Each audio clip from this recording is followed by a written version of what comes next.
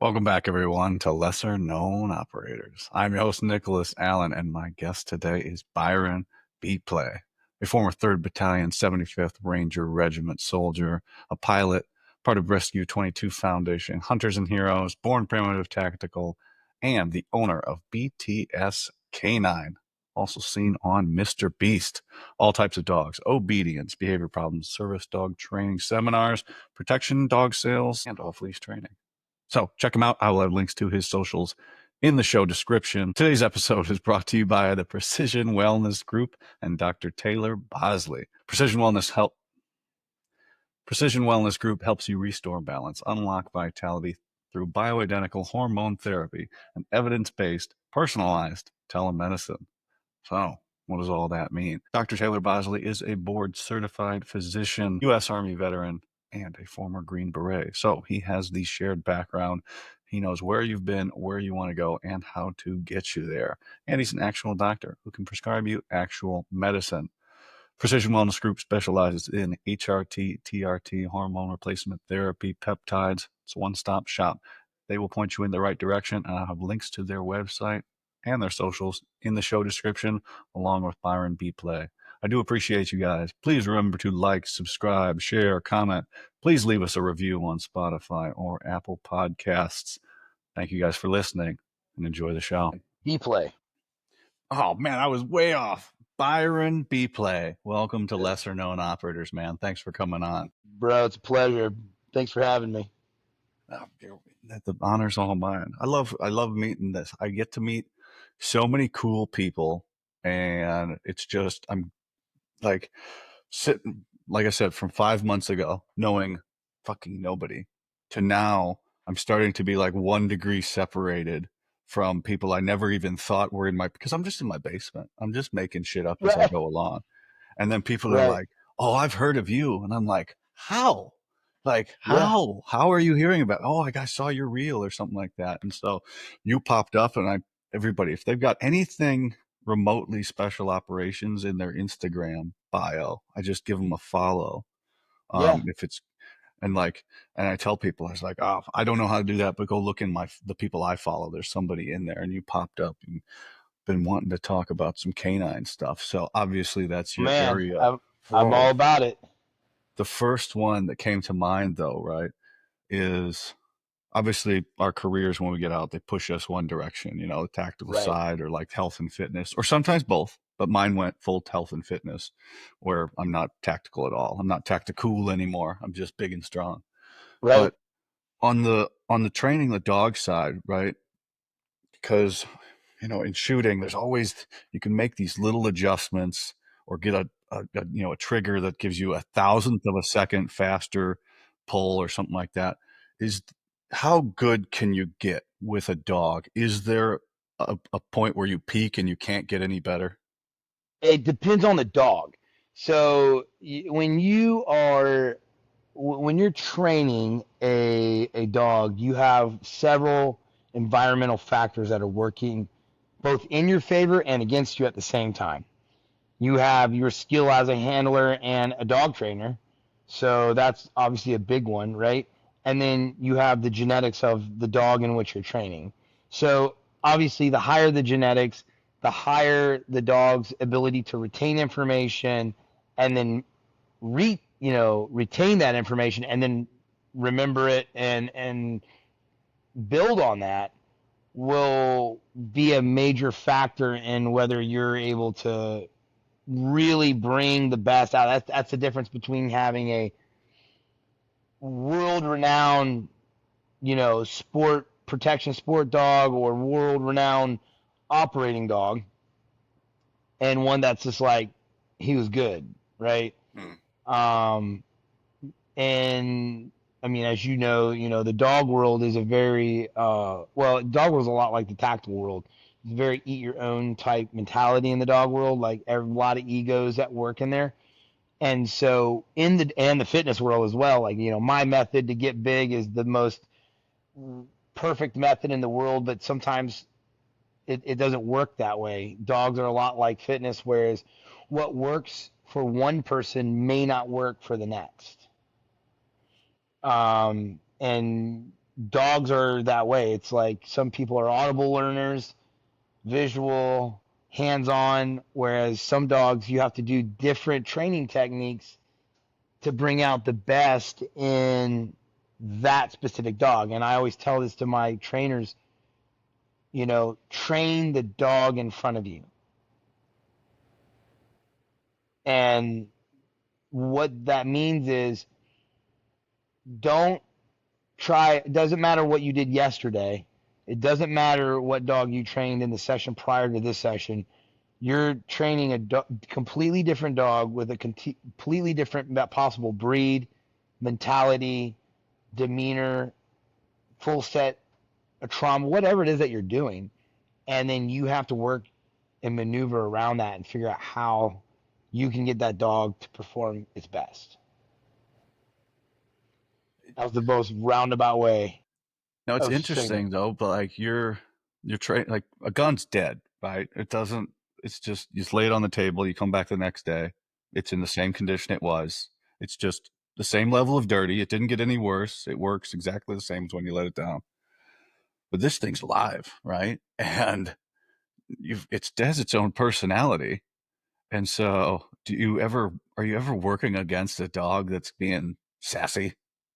Well, yeah, Like, can you all the imagine time. your pistol is you wake up and your pistol's got an attitude? It's like I Well, don't I wanna. mean, you get dogs all the time that what I like to call negligently fire. You'll be sitting there trying to work with a dog, and then okay, I have a decoy standing in front of me, and I'm trying to teach this dog grip work or targeting specific part of the body on bite work, and the dog's like, "Well, I'm getting frustrated, so now you're going to get the business end of me," and he comes up the leash and bites you on your arm, you know, and it happens. I mean, it's part of training dogs.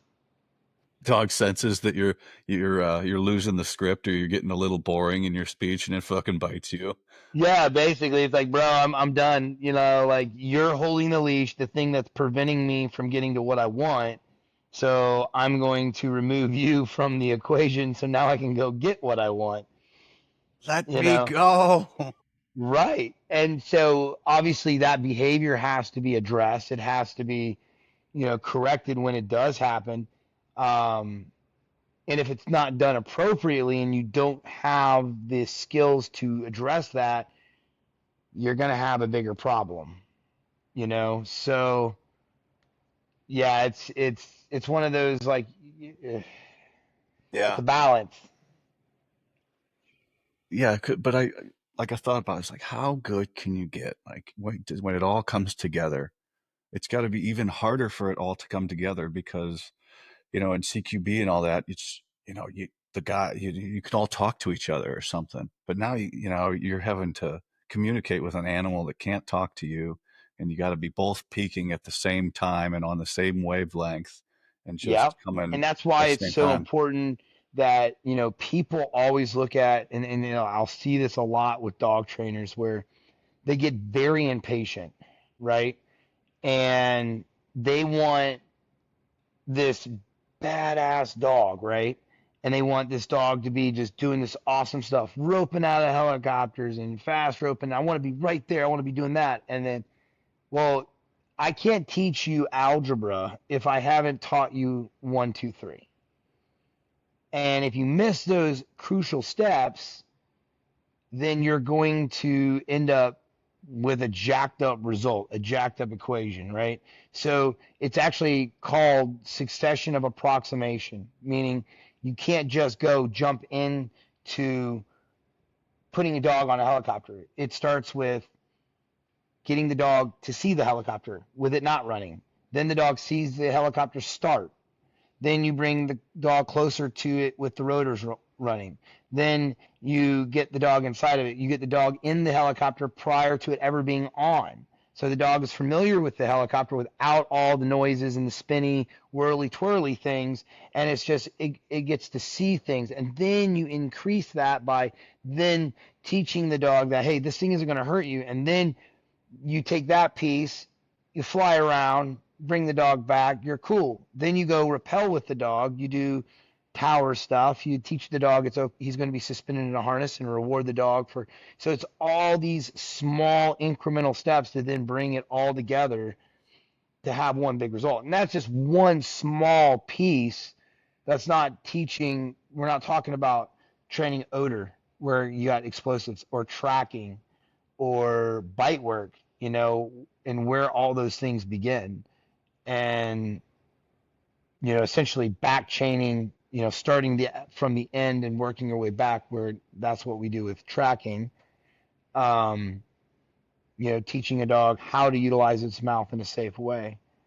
And you very, very simply, very, very small bite-sized pieces, pun intended, um, until eventually you get everything into one piece.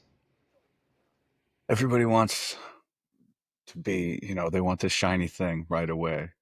Well, at least that's the perception, is everybody wants, to get there right away. And, you go back to the teaching and, like eat our own. Well, some people can't fucking teach, right? And they get frustrated with people because they don't understand. They're like, why are you not getting this? When they don't know how to fucking teach, and they just hold it against other people or other people that are learning. And I hate to hear that. Like, oh, we eat our own, or even in this industry, they shit on the people that do that are fucking losers. Plain and simple. Like if you're not supporting the other people trying to come up, and Right, I get it if people are assholes, right? And you don't, that's right. not you, and they're going about things the wrong way. But if people are shitting on other people for trying to better themselves and get better Oh, and yeah. learn stuff, you're just a fucking loser. Oh, I yeah. don't I care how mean, much it's success you've got. I've seen people, you know, I have in the dog world, I have seen people literally go, "Oh, I can prove that your dog is garbage. Let me decoy your dog. I'll prove it." And I've watched decoys try to hurt people's dogs to prove that they have a lesser dog, but they're not proving anything other than the fact that they're like, "Oh yeah, that dog should have done this." No, you set that up to harm that animal and to fail. And that's the Yeah. whole thing, is you should always be setting a dog up in every training repetition for the dog to win, right? And you always end your sessions on a winning note, right? So even if it's something very simple, right? Um, and it just gets dirty, and people want to be the best at something, and it's like there's a million ways to skin a cat. It's kind of like CQB, but what works in this situation? What works with the dog in front of you? What contextual information do you have? Like I'm very, very slow to judge a situation unless it's something just overtly wrong. Um, like beating a dog within an inch of his life for no reason. I would Obviously, it would be I was, it's like for me, they're all three tied at the top. It's like, if there's unexcusables, right? If you're defrauding the elderly, or if you're yep, hurting little kids, or you're hurting yep. animals. And then like second are adults. Like if you're adults can make their own decisions. I think they have a little more leeway. They can fend for themselves. They fucking whatever, fuck them. But those three things at the top, man, if you were hurting an animal, I would piss me off so bad. Oh yeah, and people don't have the contextual information and understanding of like what it takes to get the dog to operate, where all of that is, and what you're supposed to do to get the dog where you need it to be. So they don't have, like, a lot of people, because they're not dog trainers. They're used to just seeing the um, end result, right? But they don't know how you got to that end result. And what do you need to do? What do I need to do as a dog trainer or a dog handler to get there? And most of the problems that I see across the United States are all handler induced issues, because from law enforcement to military, they give you a very, very baseline um, understanding of dog training, and you don't really get repetitions. You get repetitions with the dog in which you're working, and that's going to be yours. But you don't have a plethora now, unless you have formal training prior to that. Obviously, like you went to some of the most renowned training schools. There's some dog training schools out there that are pretty renowned. Tar Heel's one of them, and they train you to become a master dog trainer from like puppy to grown dog, um, in all kinds of disciplines from tracking to odor to and odor's different than, I mean, it's kind of different, but it's like one is you're tracking something over a long period of distance.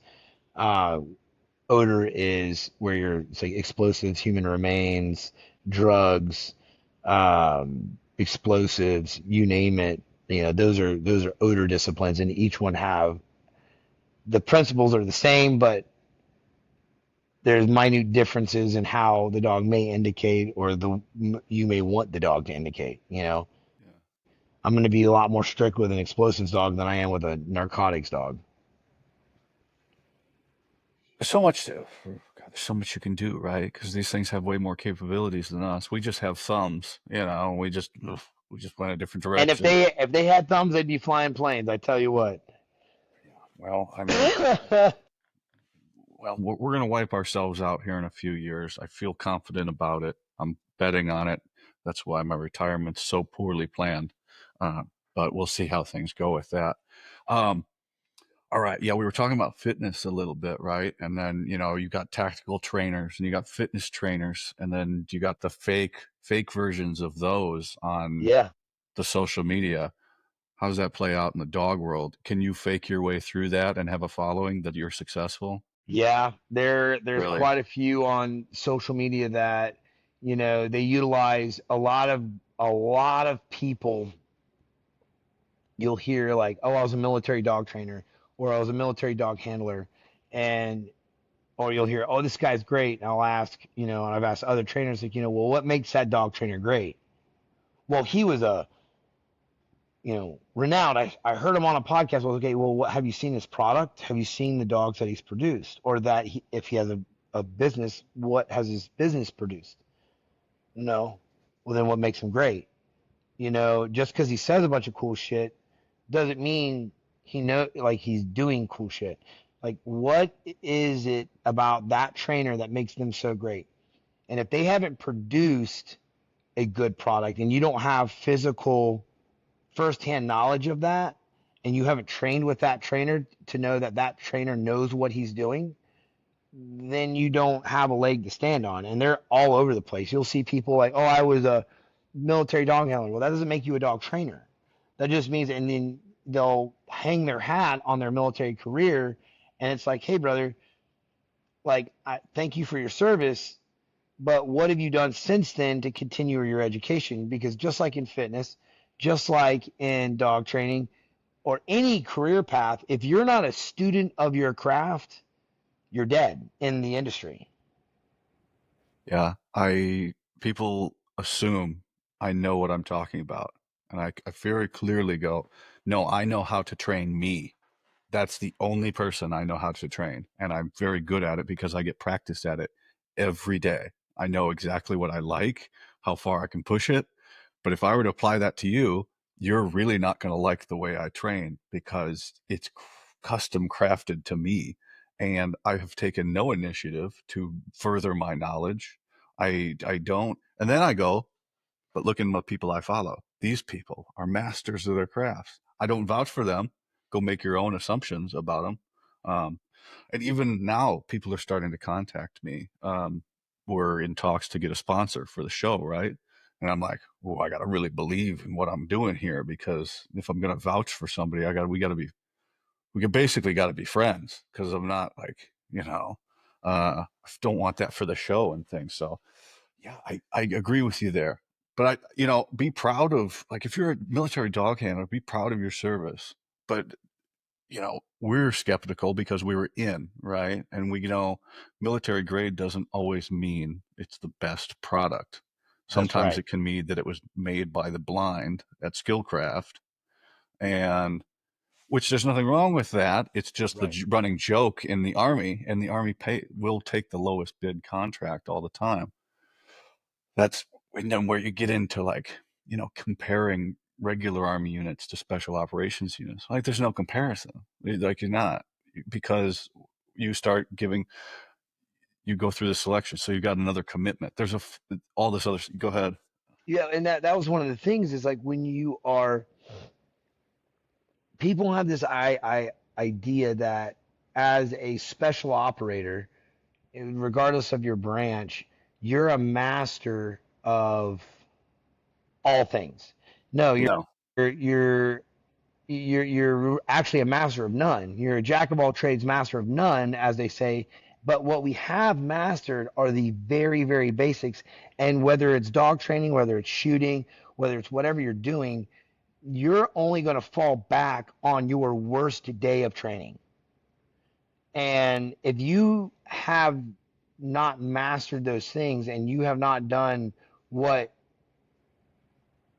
you need to do, your due diligence as an operator or your due diligence as a trainer, when you have a really bad day, you're not going to know how to maneuver your way out of that specific situation, whatever that situation may be, whether it be, hey, I'm a concealed carry owner and I'm getting mugged, but I have never trained on drawing my concealed carry. Hey, I got a behavior mod. I'm working this behavior mod, and this behavior mod decided it wants to eat me.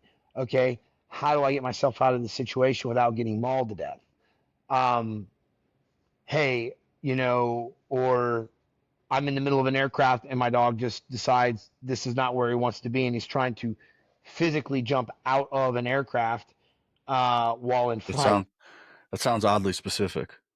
Yeah, I mean, and it's happened. I mean, it is, and it's because like you have to know how.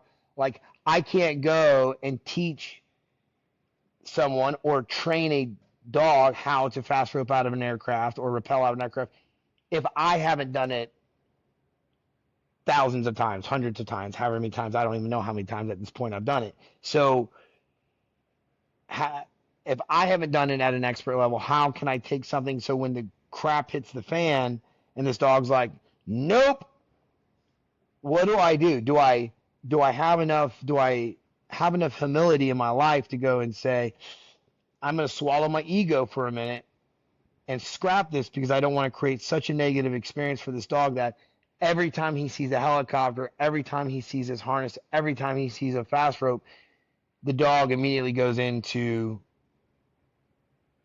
shutting down, wanting to kill everybody around it. So it's one of those like you really got to get your emotions in check, your ego in check with whatever it is that you're doing. You have to become a master of the basics. Yeah. And you're right, like, because this was happening at group, because you go through the Q course and they give you all this stuff that you got to learn. I'm an 18 Charlie when I get there, right? And they're like, "Oh, well, you got to do all this other stuff now when you get to group two. You got to do this other, and you got to learn this." And I was talking to somebody the other night about special missions unit, and he's like, "You really don't become a master until you get a job where you only have one job." And there you go. Okay, like you go to the CRIF out in 1-1, or you're in Ranger Battalion or whatever, right? And you're special life. Your only job is infantry, right? And then you start training it all the time. That's all you do. Like or you're in the stack. You're the breacher, man. You're the breacher. You are going to become God level breacher, and you're going to go to all the schools, and you're going to learn all the stuff, and that's all we need you to do, and things like that. And then, but I think it's assumed that, as you said, we are that, and it's not true. Like people assume that we know how to do everything, or you had this thing like, or they draw from movies or things, and I've found like I have a very meek resume. Like I got there, I got my beret and I got my tab, and that was it. Like that was all my time there, and people assume that I'm like fucking Rambo, and I'm like, nah, man, stop making shit up and telling people that. Well, Like, the I coolest don't thing about what you do is what people think you do, exactly. and but it's also where, a lot of guys, will, there's a lot of assumptions that are made. They assume a lot because, oh, he's a Green Beret, so they assume this, they assume that. You know, I went to Special Forces Combat Dive School, and people will Key go, West. yeah, down to Key West, and as soon as people hear me say, or I've said, yeah, I was a Special Forces Combat Diver, and I taught pre-scuba, the next thing I'll get usually, and I'll have to correct people, or I have to correct someone later on down the road, or I get a phone call, and I hear, oh, you were special forces. No, I was in Ranger Regiment, and I was a special forces combat diver. That doesn't make me special forces. It's like saying, um, you know, I went to airborne school, but never was in an airborne unit, and I was saying I was airborne, or I was in, My, I don't know. I mean, even that, I mean, that's a far stretch, but like, I had a guy on the show, and I was like, "Oh, when were you in Ranger Battalion?" He goes, "Oh, I wasn't in Ranger Battalion. Where'd you get that?" I was like, "Well, your bio on one of your sites." And he when we stopped, and he went and looked it up. He's like, "Fucking AI fucked me on that." And he had plugged his info into AI and said, "Write me a bio for LinkedIn," and it put on there U.S. Army Ranger instead of Ranger qualified. And he's like, "I'm but glad yeah, you caught that because somebody else would have fucking shredded me to well, yeah, pieces for that's a putting that perfect up there." example. Army and its beautiful marketing. Like you can go be a ranger and get your ranger tab and be qualified, but not actually be a ranger unless you went to one of the three battalions of the regiment. And then like also people not understanding you can be on a military free fall team um, and not be MFF. Like there's a lot of people who go on demonstration teams and That's pretty they are, crazy to me that that's possible. Like, I mean, everybody passes military free fall. Why don't they just send you guys? I never understood it. But it is what it is. So I I know that shouldn't say they everybody. hold those Yeah. slots pretty close, near and dear, from my understanding. That was above my pay grade, so I never really complained about it. But I got to go do a lot of cool stuff with the demonstration team and stuff like that. So you know, and it's just there's just a lot of assumptions in our community about things that really don't make a difference. You know, yes, I don't think there is as much as we think there is because one, it's not possible to write a comment that is unmanipulatable, right? If you Oh write yeah. something totally as constructive criticism, it's taken as the worst slander in the history of Earth, and they must reply as if that you are attacking their family. Um, so that's one thing, and then this person goes, "Whoa, well, you said fuck me, well, fuck you too," and then they hate each other for the rest of their lives, and it could be a bot or something like that that they're arguing against. Oh But yeah. I mean, haters are always gonna hate, and there's always gonna be. I mean, we get it in the dog world. I mean, I've gotten it a lot recently from being on Mr. Beast. shameless Um, plug, I yeah, like it. the shameless plug.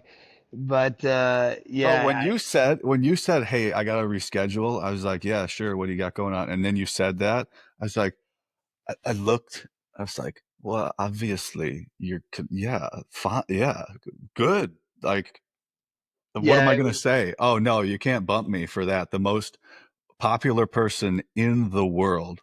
Like, I'm just like, man, I'm at least glad I'm talking to you, that you're I taking didn't my know who he calls. was. So You I didn't? no, I was literally on a photo shoot at and going through some stuff at T1G, and the I got a phone call and it said, "Hi, this is a casting from Mr. Beast." I'm like, "Who?" And they were like, "Mr. Beast," and I was like, "Okay, we'd like to have you on the show. Can you be here on Saturday?" I'm like, "I don't know who you are. I don't know what that is." It's like, "Well, do me a favor. Basically, go talk to your kids. Check us out. Send you some links. If it's something you're interested, please get back to me within the day." So I called my wife, talked to my son, both of which basically started like, "Oh my God, are you kidding me?" And I'm like, "You don't know who?" And then of course they're all trying to educate me, and I'm like, "All right, well let's go do this." So I get out there, and of course, I don't know anything about anything. They treat this thing like it's like a no joke selection. Like you go to the hotel, they blindfold you. I don't have anything. I pick up on things because they had to do certain stuff like, hey man, we need you to try on these wetsuits. And you're like, uh-oh, I'm gonna have to be getting wet here soon, probably. So I would pick up on that kind of stuff. Had no clue until like I basically unfold like I kind of had an idea on the when they dropped me into the ocean just because they had to transfer me and they don't want me blindfolded for safety reasons. So I kind of picked up on what was going on when I could see everything around me. I'm like, oh Lord, I'm about to get tied to that rock and this is going to be interesting. And and then it's the same thing. And then we get back, go to bed. Hey, be downstairs. We'll pick you up. Hey, put this blindfold on. Oh man, you're hoisting me up 100 feet over the ground. Um, and then it was, and it was like that for every single challenge. And so I had absolutely no um,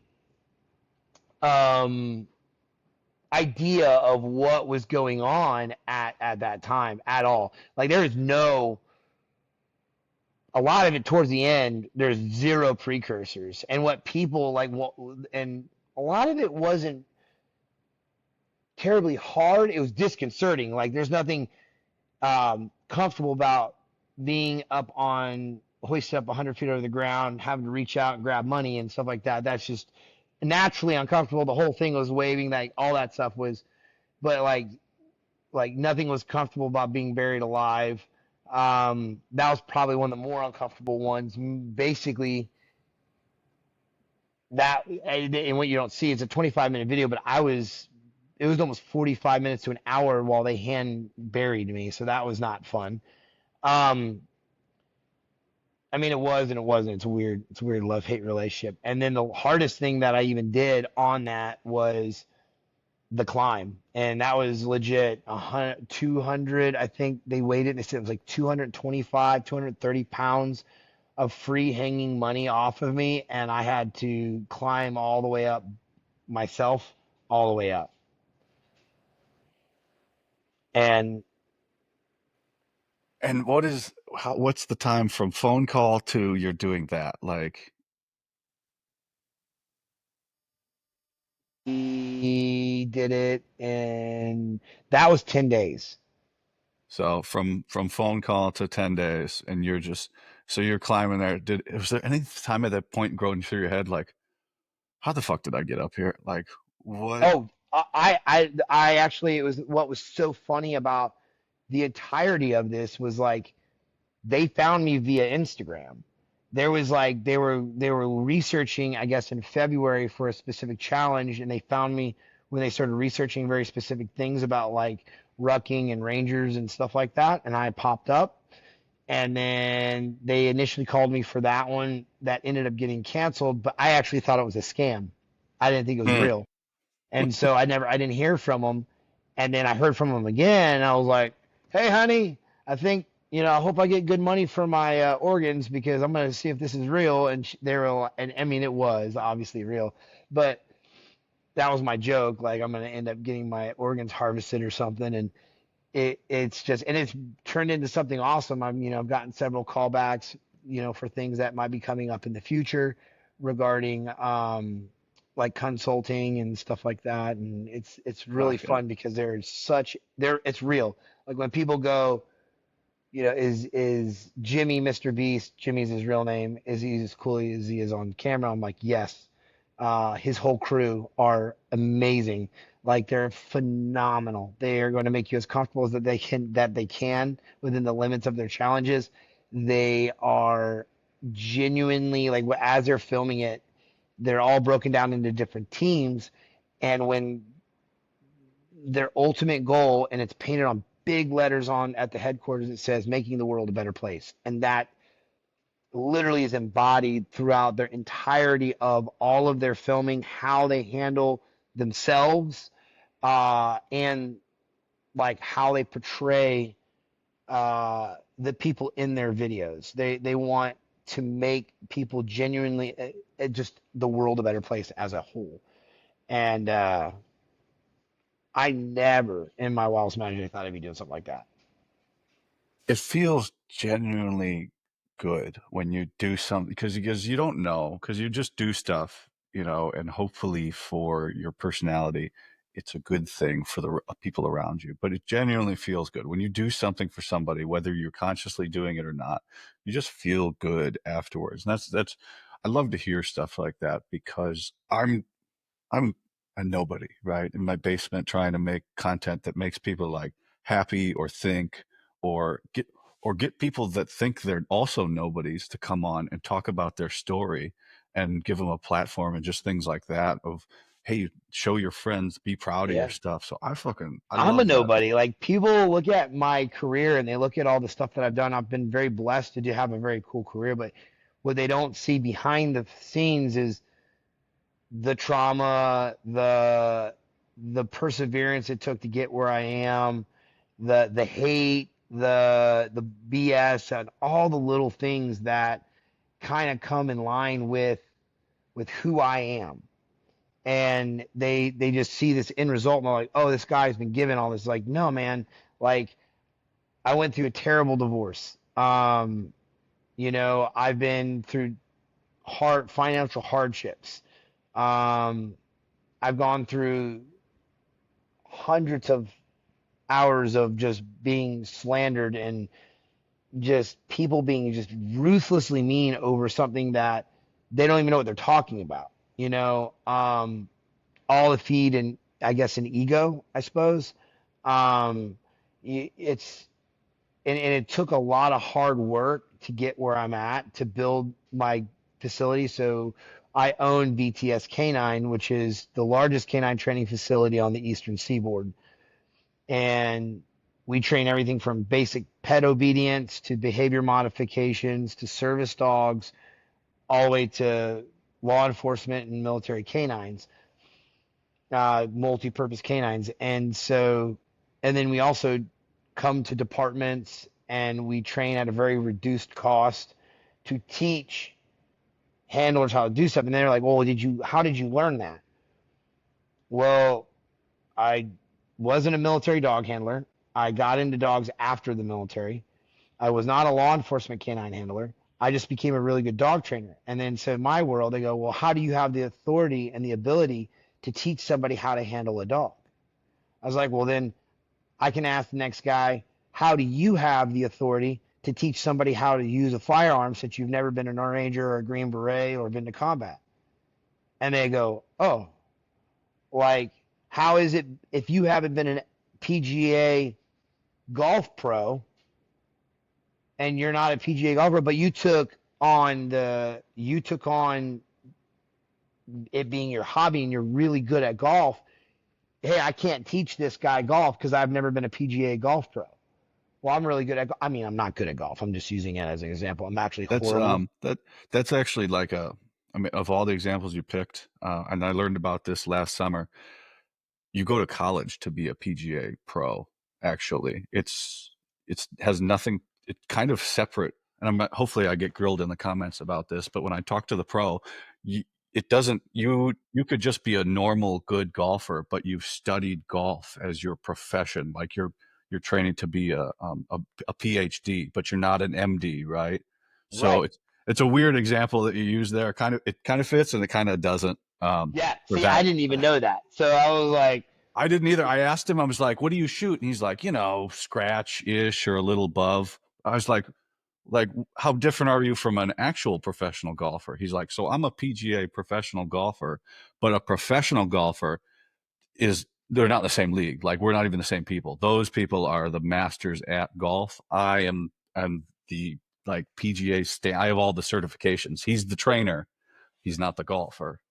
Even though right. he's very good at golf. So it's a weird thing. And I heard that and I was like, man, that's See, yeah. So that's the first I've heard of it. I don't know anything about it, but yeah. And so I literally built this through just a lot of, again, small successes along a course of time. And then the successes got a little bit bigger and a little bit bigger and a little bit bigger.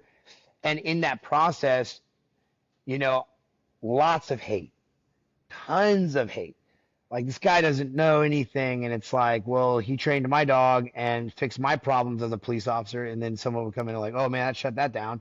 Oh, this guy comes in, and then but you persevere. So the biggest thing I can say to something like this is like getting to where you have those types of opportunities presented to you, and having those opportunities being, they're not given, they're earned.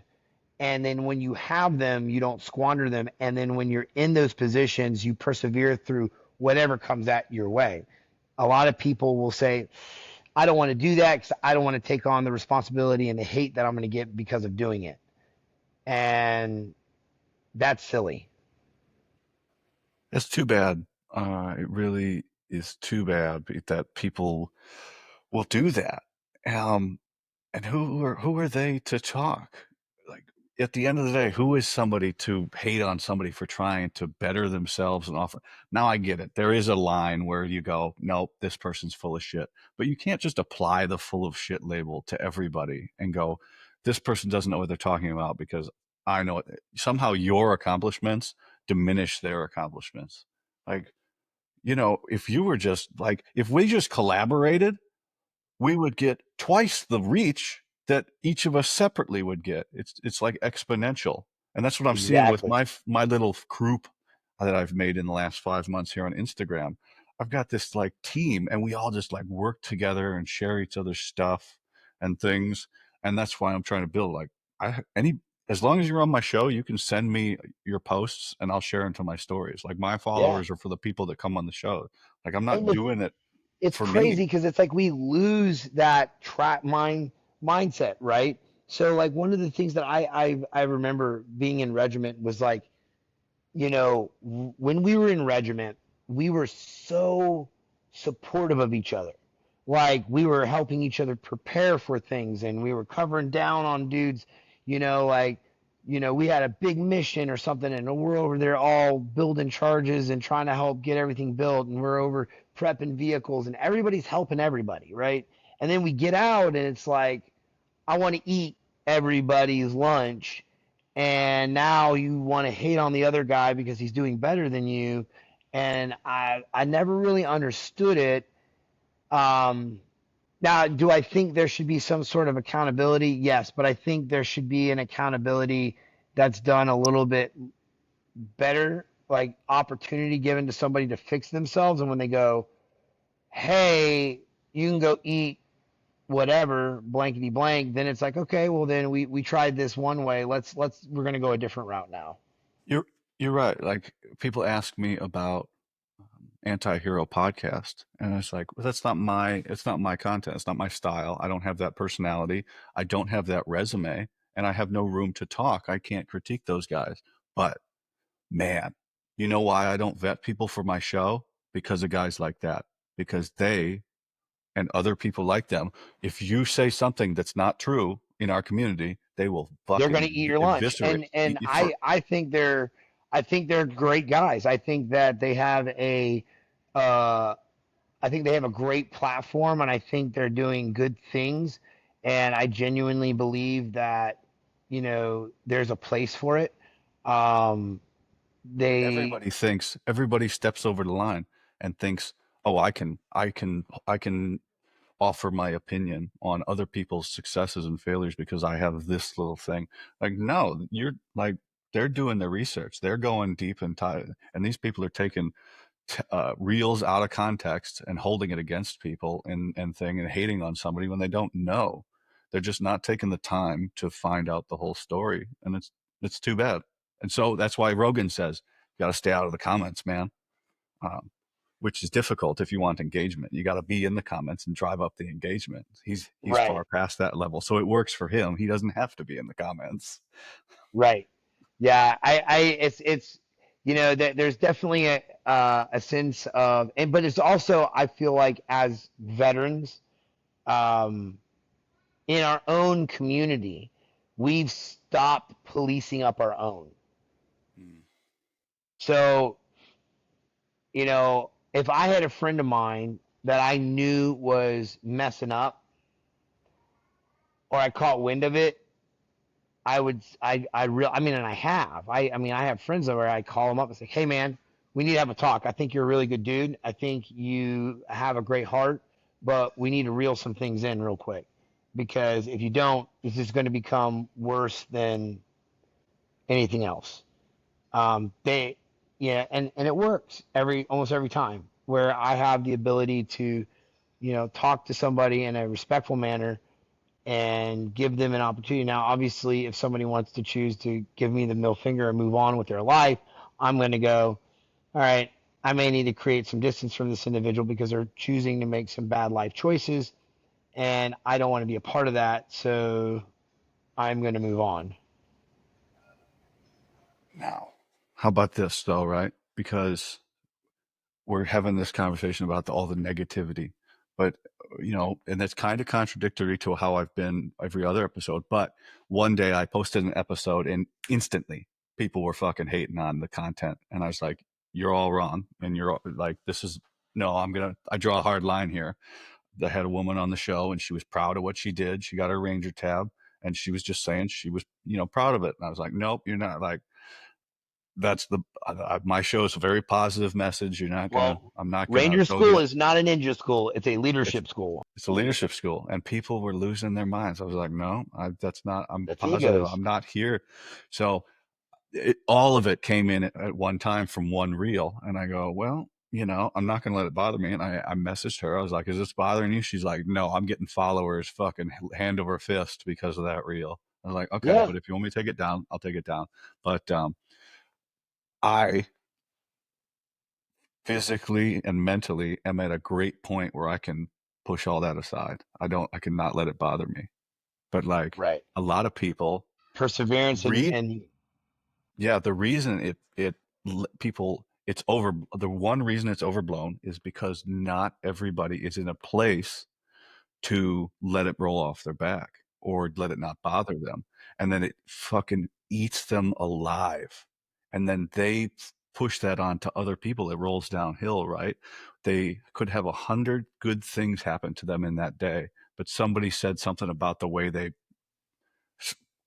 reloaded their pistol, or right, because they're doing training, and somebody critiques them. A bot critiques them. A fake comment, and they let it eat them alive because they're just not there, and then it gets overblown, and then that feeds off into those other things. So there's more in the recovery, right? I'm in a place where I can just go, I'm just going to go be positive with my friends that are all also positive, and then I'm driving towards the positive, and you want to be over there, but that negative will suck you in because special operations, somebody's got an undiagnosed traumatic brain injury, so they've got a drinking problem that they're trying to hide.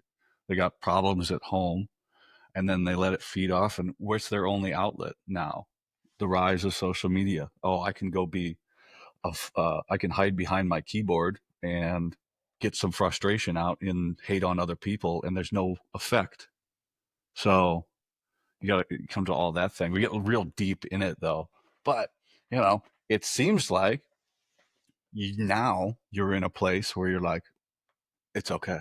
it That's is. It's totally fine. And the thing that I've learned, I get really excited about it because and it's so funny because I don't know what I'm going to do. My friends always laugh because they don't know. Like one of my buddies, Clay, and John, they always laugh. They say, "Yeah, Byron called me, told me he's going to the dark side of the moon to film another Transformers 10 million." I'd believe him because the dude's like, yeah. And then like literally they said that, and then like a week later, I'm like, "Yeah, I'm going on Mr. Beast." You're doing what?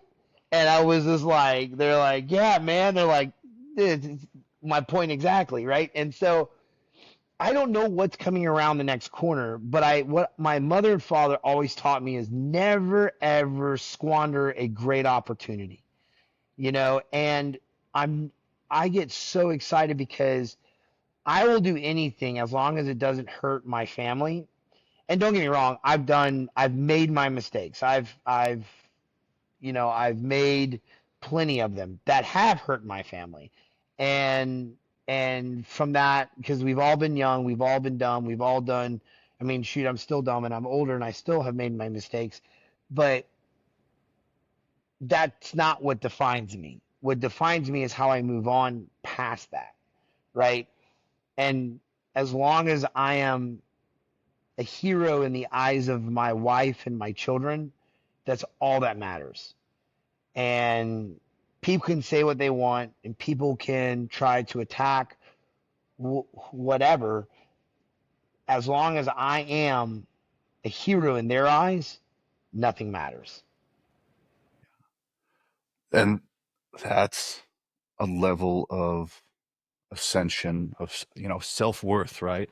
You really appreciate who you are. That's tough to get to, um, especially because you transition out of the military, and there's like a 1 year to 5 year depression that you sink into. I was more towards the 5 year end of that. Same. Um, No, actually, even and longer than that. the only thing that got me out of it was stopping, like, really got me out of it was stopping drinking. Like, I was successful in my job. I was looked successful. I was miserably unhappy and drinking a whole lot, like a lot. So way too much. And it became such a problem that I don't drink anymore. And I have so many friends that are that way, and for me, it was that, and it was also I did ayahuasca, nice. so Where'd you go? not very long ago, at an Indian reservation, believe it or not. Oh, United States. Yeah, I can't even remember the name of it at this point now, but um, it fixed so much in my life. Um, a lot of like trauma, a lot of little things, and you know, it's it's a thing. It's a real thing. I don't know how to describe it, but you know that those alternative methods are going to save veterans' lives. Oh, it's one of the benefits. We have this short attention span. We want things done now. But how long did it take for Agent Orange, right? 10, 20, 20 years, right? How long did it take for the PAC once they started getting the info in? Like maybe 10, ish. Once that started getting momentum, maybe a little bit less. Because once the war started winding down, oh, we gotta figure this out. But now everybody's going to be getting out. We're going to draw down the force. We're going to have a huge amount of veterans that are there's more veteran or influencers than there's ever been. They have a huge audience now, all of them Yeah, together. Well, there's a few thousand, but that's all. That's a majority of the country that they have influence over that they can say. So things are only going to move faster, not as fast as people would like, but once they start those things and these people start rotating out of leadership positions within the country and younger people come in, which they can fight all they want. Time is undefeated, and people will start rotating in and go, hey, my dad or my brother was a vet, because there's so many veterans now that have issues. Everybody's related to someone, so this relatable experience. So time is going to work itself out. And everybody thinks we need to do this now. That's not how the government works. They don't jump that fast. right. Oh And no, not even remotely. I mean, I know we don't. The only thing we jump to do is fucking kill people. That's right. And we will jump through hoops, whether it's bad people overseas or people here at home. But we're fucking all in to kill them. Like, we Yeah, gotta we gotta slaughter some motherfuckers. It's in the budget. We got a quota. We got to get these people dead. But right. everything else can take time, and the VA can wait you out, but they can't wait out everybody once they get pressure and social. So hopefully, and I do have like I don't know if he's not a shaman, but you know he's like a ferryman. He shuttles people back and forth to his guy down in South America, and Oh, right on. he's writing a book, so he's gonna come on, I think, in a few months, I think, or something like that. He told me to check back with him in 6 months. That was about 3 months ago. So I'll It's hopefully life get him changing. on. It's something that I genuinely don't even know how to honestly describe it because it is such a life changing event, and there is so much because it's like I could never even get my thoughts together to even be on a podcast, much less have a conversation with somebody in general. And most of those people that knew me prior to that definitely were like, yeah, this has been life changing for him and how he is. And so, and it fixed a lot of my TBI issues as well. So, like clinically, like you can see it, like it's wild. So, Yeah, but I it's pretty, that's pretty nuts. I like that you can see it. I have massive, not anymore, but imposter syndrome or towards mine because I've even been to TBI clinics and they're like, we don't know what's wrong with you. I'm like, but I'm in pain. Like, what do you mean that you don't know? And I go, well, the colonel, I, very clearly, he's like, sometimes we're only going to be able to see this stuff when you're dead. I was like, that's really depressing, sir. And he's like, Yeah. you're just not going to be able to do the job anymore. You're going to like, you can't do it. You're going to have to get out and you're going to have to not get hit in the head anymore. So here we are. I don't get hit in the head anymore. I'm pretty careful and, I don't, but I loved it. And that was another thing, right? Is we have this, we're not worthy of our suffering. We're not worthy of our suffering. Like, and that's another, like we self-medicate because we think everybody else is better than us, but then when somebody is better than us, they'll shit on them. So it's like this weird fucking relationship and things like that because so it's there's so much shit involved. So I going back to what you said, like the positive thing. Oh man, I just want to be like a positive light in somebody's day or something and be like, hey Dude, man, and I'm here if you that's need it. me. Like, And what if you need me, call me. I'm here. If you want to come on the show and just bullshit, I'm here. Like that's what I want to do, and I want to get popular because of that, not the other way of things. And if I don't, then it's fine. Um, right. but man, I hope so. I hope we can be a positive influence on people because you've got more than I do. But I've just found out recently I have influence over people and I only have a few people, but you know, and But they'll a message small me. They're like, influence turns into a big influence very, very rapidly. And that's the one thing I realized that when my following increased as large as it did and as rapidly as it did, I now have a responsibility. And that's why if you look at my Instagram, you'll see it's a lot of positive words.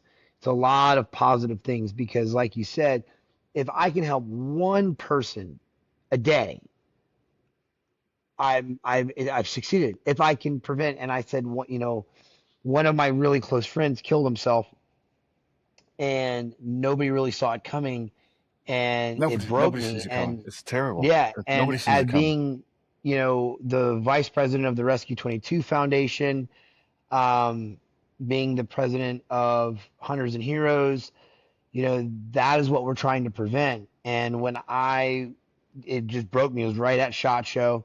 I went on an individual podcast, and I talked about my unabated story, my divorce, the struggle, my suicide attempt, all the different things that I had gone through. The amount of people that I got back was emotionally overwhelming to a point in which people were like, I was sitting in my car and I had a gun in my lap and I was getting ready to blow my brains out and I heard your podcast and I stopped. And I was like, "Oh my god, you've got to be kidding me!" And then I hear I gotta, and I had these screenshots that I've now saved them, put them in my favorites so that when I have like super bad dark days when I'm just getting slammed by the world, I remember my purpose is greater than what I'm going through right now. I was trying to figure out how to make this into a reel the other day or a piece of content, and I couldn't get it to come out right. But do you think about people from back in the day and you don't know their name? But yeah, So you can flip that the other way. So you can just close your eyes and be like, there's people out there that don't even remember your name that think about something you did. and they're thinking about it right now. Like I've met a lot of people, and you know, some injuries have helped that along with me forgetting people, but I don't even Right. remember the people I was on an ODA with. Like half of them, I can't remember their name. No, I would say 90% of them, I can't remember their name. I only remember the one guy, and fuck him. But um, there's people out there that think about things I do that I don't even know, and they don't even know me. So that's even more of like a responsibility. Like, man, I don't want to have that. Like, I want to be something good for at least to help. Like, and then maybe that'll spread to other people, and then they can help somebody else. Because so we get to the influence, right, and the suicide talk, and this is the big one that I am trying to get behind, because everybody can. And I'm not, this is nothing against all the programs that you got, right? This is just my little thing that I'm Right. I'm trying. It's like we can do all that stuff, and that needs to be done, and like foundations and raising money, and get the care, like the actual in care. I think the portion that I have the ability to speak, right? We need to talk about this so much that people hear it, be, and get it out there. And so that we have these fundraisers and we have these things, but to sit down and have an actual conversation about what happens when somebody kills themselves to all of that person's friends and family. It Well, doesn't yeah. disperse your pain. It doesn't disperse it evenly throughout the universe. It takes all of it and then exponentially multiplies it and hands it to all of your friends. So they get all of your pain equally for the Right. rest of their life. Yep. And like, even if you were to able to have that little clip that I just said and give it to somebody, maybe it would stop 1 out of 100 people from doing it. Be like, oh, I don't want to pass that on to my friends. I don't want that. So I think it's something I try to tell as many people as I can that have people that listen to them, that, yeah, we need to talk about what happens when you do, and make it this issue that we're not afraid to talk about. Like, I'm not going to sneeze, and it's not It's going a to, very I'm not selfish going to act. catch it. Yeah. It's Um, extremely selfish, and that was one of the biggest things is like we don't talk enough about how I got to that. Like I talk about how I got in the position I was in, I get and it. then how I got out of that position. Yes, there was my greatest failure, which was my suicide attempt, but there's a there's a there is a huge disconnect between the discussion of remembering them and for who they were and not talking about what actually got them to that position, and let's talk about what we need to do individually to fix ourselves so we don't get to that position. And it's and removing your ego, and that's the biggest thing, is dying of your ego to understand, hey, I'm not in the best mindset, I need to get help. Hey, I'm not in the best mindset, my life isn't where it should be, and I'm jacking things up right now, I need to fix my life. Here's another one. It's okay. I get it. Like, if you feel that way, I totally get it. I've been there. I've been tired. Like, I don't want to, like, I'm so, like, that feeling. Because if you tell this to people, everybody goes, I know exactly what you're talking about. You ever been just so tired? You're just, you're just done. Like, I'm done. I'm, it's not a workout tired. It's not a fucking physically exhausted or anything like that. You're just like, I just don't want to, dot, dot, dot. I just don't want to. And you tell the guy, I get it, and remove the shame, because this is the one that where you could end it all. And I get it. I get it. You don't want to do it anymore. That's the decision that could end it all. You can't fix it anymore. There's no take backsies. It could all be over. Or there could be something way worse on the other side. You have no idea. And you have this one chance. And just to sympathize with people and go, I fucking get it, man. Or gal or woman or whatever. I get it. I've been there. Let's talk about it and just have a conversation. So that's another thing, I hope. And I'm sorry to hear that you went through that. I'm glad that you're doing better now. I'm happy that And I went through it, because if I didn't go through that, I wouldn't be where I am today. And if I didn't go through it, I wouldn't be able to help those around me um, more effectively. And it's it's so important that we utilize the things that we've been through and maybe even that we're going through to help those around us, because it's almost therapeutic in a way. Yeah. Or So you it said makes it we're worth it. going through. Like I on a daily, like a 15, 20 times a day, I'm like, I'm a huge piece of shit. And then I'm fucking a couple minutes later, I can conquer the world through Instagram here. Let's fucking get it Yeah. done. And then I'll fuck something up and I'll be like, you piece of shit. Like it's up and down all day. We're all going through this shit. It's all of us. Like nobody's special. Like even people that you think have it squared away and you see them online. That's a polished version of what they're putting out, right? Like everybody's fucked up. We're all fucked up. Everybody's Yeah, got is something. exactly it, man. And we just all have to like just understand that and just be more positive people. I hope so. I hope so. I hope so, man.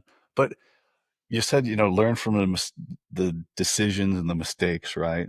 But we go all the way. You go all the way back, and we start on this line because you didn't you didn't wake up and you're where you're at, and you had one decision builds on another, so you go all the way back. What started you on this path? Like, was it getting out of your Failure? hometown into the recruiting office, or was it Ranger No, Battalion, or where did? no. I joined the military um, because it's something I always wanted to do. Had a great family life. Mom and dad were awesome, still awesome. Um, and just joined the military. Wanted to go to regiment. Went to regiment. Um, and then military career is kind of up and down and all around. The typical, get in trouble, come back, win, get in trouble, come back, win. Um, and then I got out, had this just phenomenal job, and then the divorces and everything just kind of ensued. And through that process, I was forced into the dog world. Um, I was a commercial underwater welder. That stuff got all shipped overseas. During that period of time, I originally wanted to go to PA school. Um, Ended up going to the University of Utah. Started there, then ended up having to get a divorce, and then transitioned out of that into a nursing program. From that nursing program, ended up moving back to Fort Walton Beach, Florida, where I was basically just like not happy with going into the any type of medical profession at all whatsoever. Um, Started finding purpose in philanthropy, working with a nonprofit, and then my divorce started getting pretty heavy again, and I ended up getting into dogs. I contracted in between all this, so there's like little contracts here. Worked for a company called NEK at the time. Now it's I think called Cubic, and I was just did some just random stuff for them. Um, and literally, I was in the reserves for a period of time. So did that, and then ended up obviously can't be in the reserves and have a disability at the same time. Got my rating finally. I think it was like 2 years, 3 years after I got out of the military finally. So like, hey, you got to get out. You can't stay in the reserves. So it was just kind of like this big domino effect of things, right? That wasn't the chronological order of it all, but it it just kind of all ensued. And my beautiful wife, who's in the other room, was we were sitting there. I was miserable what I was doing, and she's like, you're making really good money being a dog trainer, and you know, why don't you just go do what you love? Basically, just threw in the towel on everything, walked out on everything, school, all of it.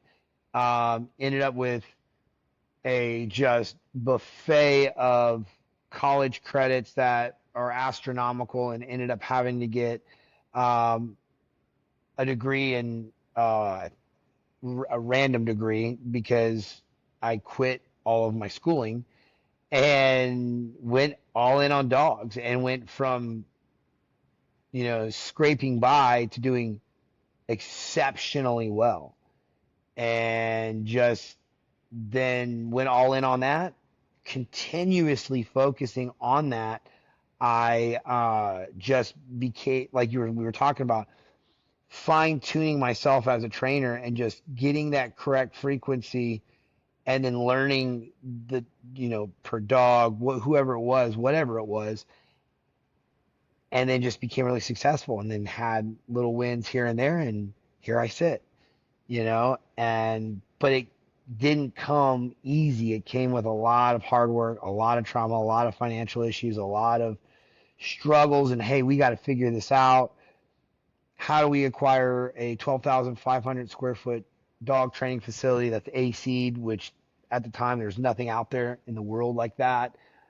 We had, you know, how do we get employees, having to educate ourselves on how to become good business owners.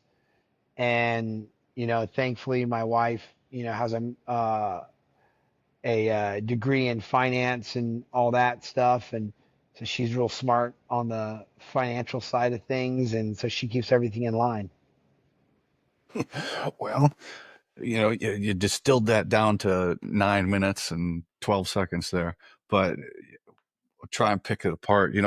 Everything builds on everything else. I mean, we, we pay a price. We go into the military and there's a price to be there. And, you get your entry level price and then you're like, well, this isn't enough. And I want to go do some other cool guy shit. So you got to go do something else there. And then you got to pay that price. And it Right. takes a little bit more from you, and you don't find those costs later. So, like, why did you want to go into regiment like straight away? Um, my ultimate goal would have been was at the time to go to CAG, to Delta. I think like a lot of guys was. It definitely wasn't in my in my cards. Um, I it was just the premier unit. That was the unit. That was the unit that was in Black Hawk Down. That was the unit that Delta recruited out of.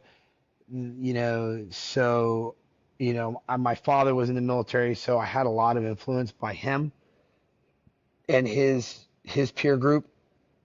So they were like, oh wow, if you want to do this, you got to do this, this, and this. And so that was my main, you know reasoning for wanting to go into Ranger Regiment. And I was told it's the hardest. Like, I was at the time I was told RIP was harder than anything I would ever do in Special Forces selection.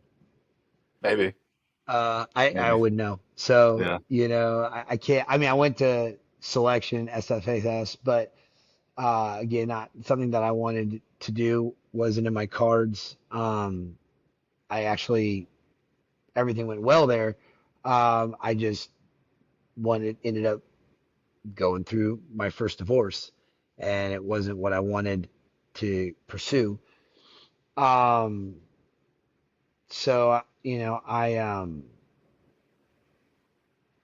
can't really speak to that, but when I went through RIP at the time, it was pretty bad.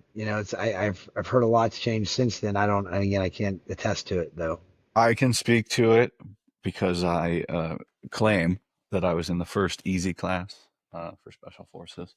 Uh, People describe other pipelines to me, and I'm like, yep, I did not have that experience at all. Like, I've only been smoked twice in my life, and it was only once each time I went to selection for log and rifle PT. That was it. Yeah. Like, and that was only for 4 hours or something like that, 5 hours. So it was a bad 4 or 5 hours. But other than that, it was all just physical events or training or team week or things like that. So Just no, mental stuff. yeah, there's more of a long marathon in the pipeline for the Q course and things like that. They definitely physically abuse you more in other areas then like SF's not really like that. The whole pipeline.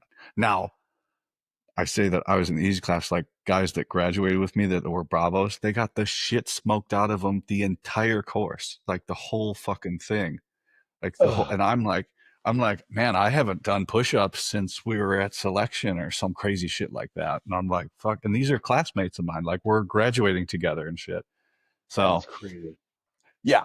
But how did you know? Like, did you get this from your dad, or how did you know about Delta? Was it just from Black Hawk Down, where you're getting your? No, it's for my dad. I mean, he worked at a unit called the 350th Civil Affairs Command, and there was a gentleman there that was actually I grew up with, and he was from Vietnam, and so he, talked about a lot of the stories about, what Delta was, who Delta Force was, just reading, stuff that I had learned over the years, just being in the world. I already knew who the 160th was because my dad was prior to being at the 350th, he was a pilot for the Army. He flew Hueys and Cobras. So I knew what the 160th was, the Premier Special Operations Rotary Wing unit. I had a pretty good understanding of what special operations was and all of its entities. So, and that was, I just kind of thought, hey, if I go to Ranger Regiment, that's kind of the gateway to absolutely everything else. Yeah. Well, I mean, kind of. It's like when everybody I was at selection with that was from regiment was getting kicked out when they went back if they didn't make it. Like, God. because I'm a private, I had no idea at selection. I was like, what do you mean you're getting kicked out? They're like, no, man, I'm in a lot of trouble when I get back. I've actually probably got CQ the day I get back or something like that or staff duty. Oh yeah, like a lot of guys will try, and that was kind of the thing. Is like if you got a DUI or you got in trouble, dudes would immediately try to go to a selection class because they didn't want to go to the regular army. So they'd go get Really, in it. I've never heard that. Really, Oh yeah, they would. I mean, it was something. I wasn't necessarily a DUI, but they'd be in trouble and they'd go immediately get in a selection class because they'd go to the needs of the army, and nobody wants to go to Korea or nobody wanted to go to the third ID or whatever was down the road, so they'd go get in a selection class and go become a Green Beret. yeah, you're right. That makes sense. So because yeah, if you're at second ID, my buddy, uh, he ND'd a shotgun at the range, and he's like, man, I was at second ID by the end of the day. Like, Yeah. Like it really is that quick. And like a lot of people don't really understand is that in Ranger Regiment you have to earn your beret every single day. And for me, I I really do genuinely try to live my life in that way as best I can. Um, now, to be an example to my son, to be an example to my daughters. Um, I fail. I have failed on occasions. It's very humbling, but hope, my prayer is that when my children see my failures, or an embarrassing moment in my life, that they see how I recover from that and that they will use that in their life later to be better than I was. there is something to be said though about like making the mistakes. The more I talk to people, they're like, I don't want my, and there's nothing wrong with it. I don't want my kids to like go through the same struggles, but didn't we come out stronger because we fucked up, like, and made the mistakes and got the experience? So where's that threshold of like still being able to transfer that knowledge to the kids, and then they still like they like learn from it and don't become, I don't know, I don't want to use the word soft, but like they don't even try to go make mistakes and get experience. Where's that line at? Right. Yeah. I mean, that's the softer side of society now where people are fearful to make any type of mistake. So they don't even try because they're afraid of failure. Yeah. And it's a shitty situation, man. It's you're going to be stuck in a whirling, twirling, just machine going nowhere if you don't take risks to put yourself in a better position. I like it right now because, the people I'm competing against, they'll fall away and they'll fall, and I'll just keep, as long as I just keep fucking up, making stupid posts, like all I just got to get the content and I just got to keep That's it. working. I've noticed if there's something I don't want to do, I was like, I probably need to be doing that. Like, I probably need to be figuring something out and making I'm the something same way. happen. It's kind of like legs day for me. I hate legs day, so I make sure it's the thing I do.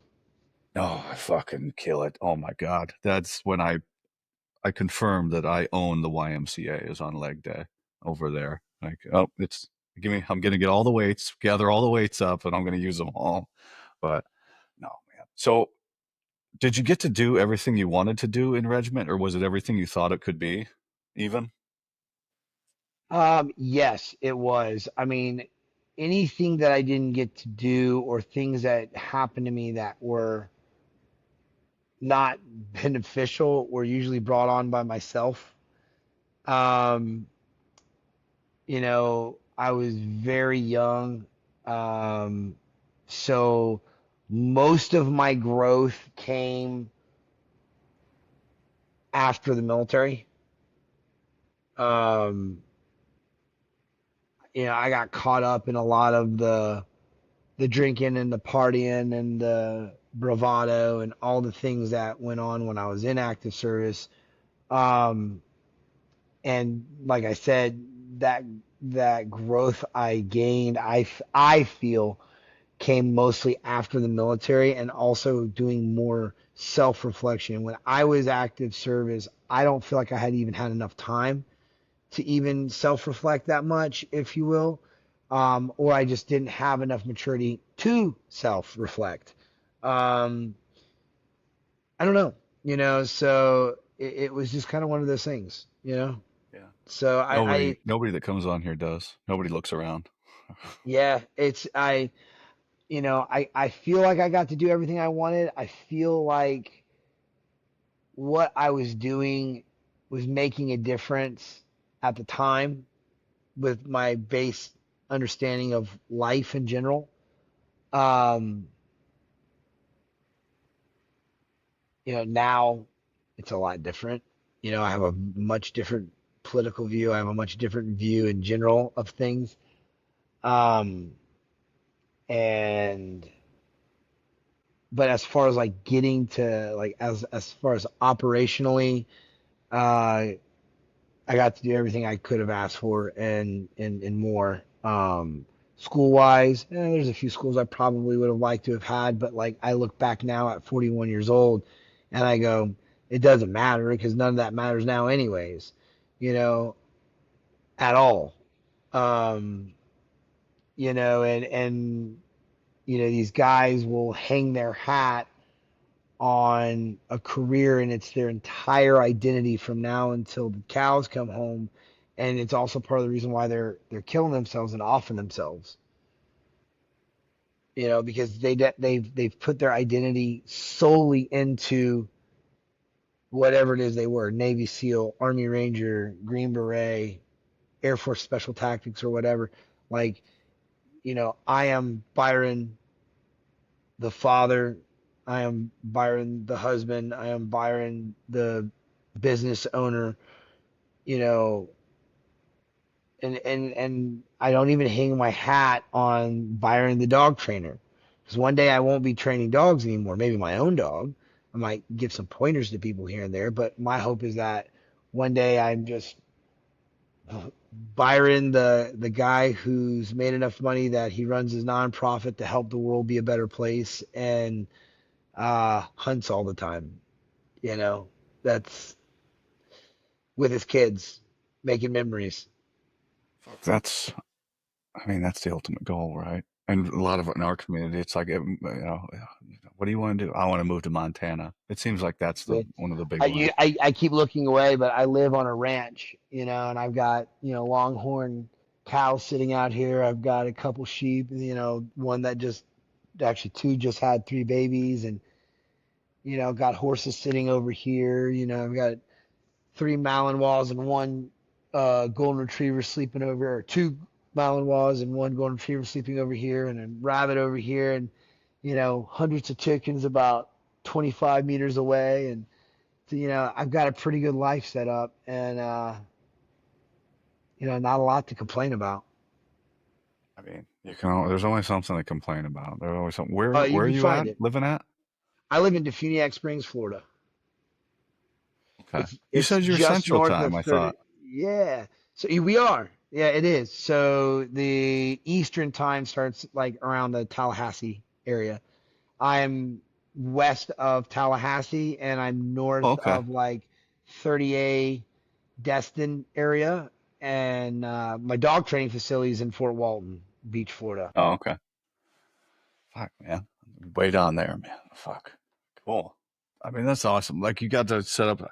I told my wife if we ever get to the point where we have like animals, they're gonna become pets because I'm gonna be like, I won't be able to eat them. Like, still gonna have to go to the butcher and buy a cow like that I Oh don't yeah, know. they got one out there getting ready to go to butcher here soon. So that's what we do. Uh, yeah, I just ordered one from I called the butcher shop down the road. It's like I need another half, and they said, "Well, we got one." I was like, "Is it named Carl?" And she goes, "Yes, it's named Carl." I was like, "Perfect, I'll take it." Um, That's I'm on hilarious. Carl the 6th right now.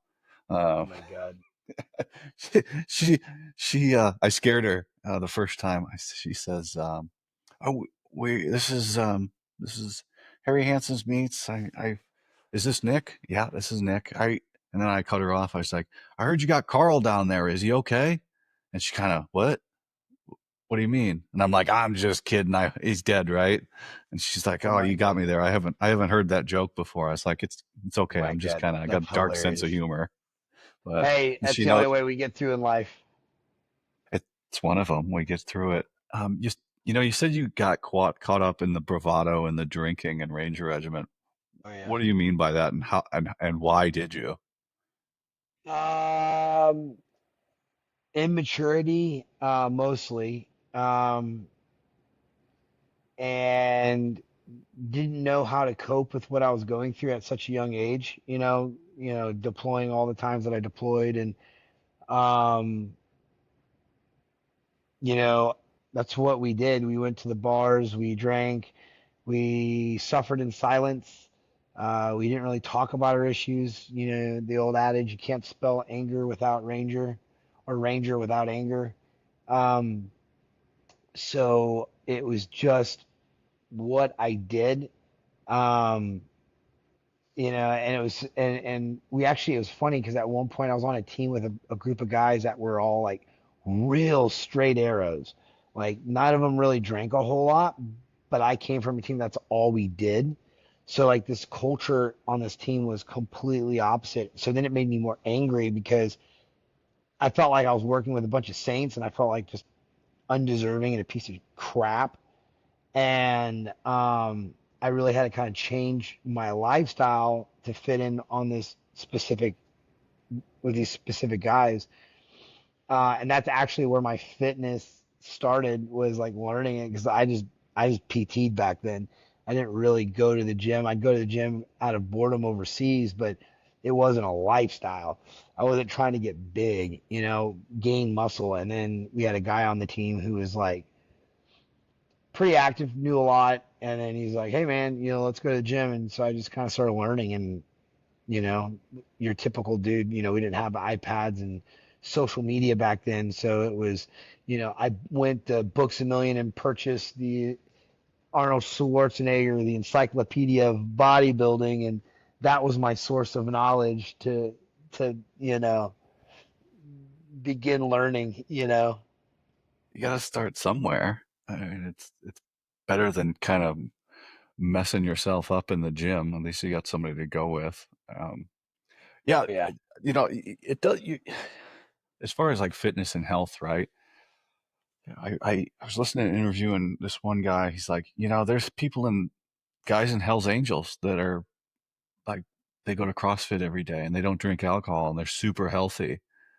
And, you can take that statement for whatever it is, or you can go, you know, if those guys can fucking live a healthy lifestyle in the things that they're living, can't let your environment dictate your health and your fitness level. That's right. You can still live if you stick to what you want to be. People will respect that in That's you, right. and they'll take you seriously. Because Hard if rights over there's easy people in a runs every day. fucking yeah, if there's people in a motorcycle club that could say no, I don't drink or do drugs, um, and that they're still in a criminal not saying they are, but they're still involved in criminal organizations sometimes. It's like, Yeah. if they can do it, why can't I? You know? Right. Yeah. I mean, and I mean, you can look at people that are in prison that are just absolutely shredded, and they choose to be in shape and while they're doing whatever they're doing.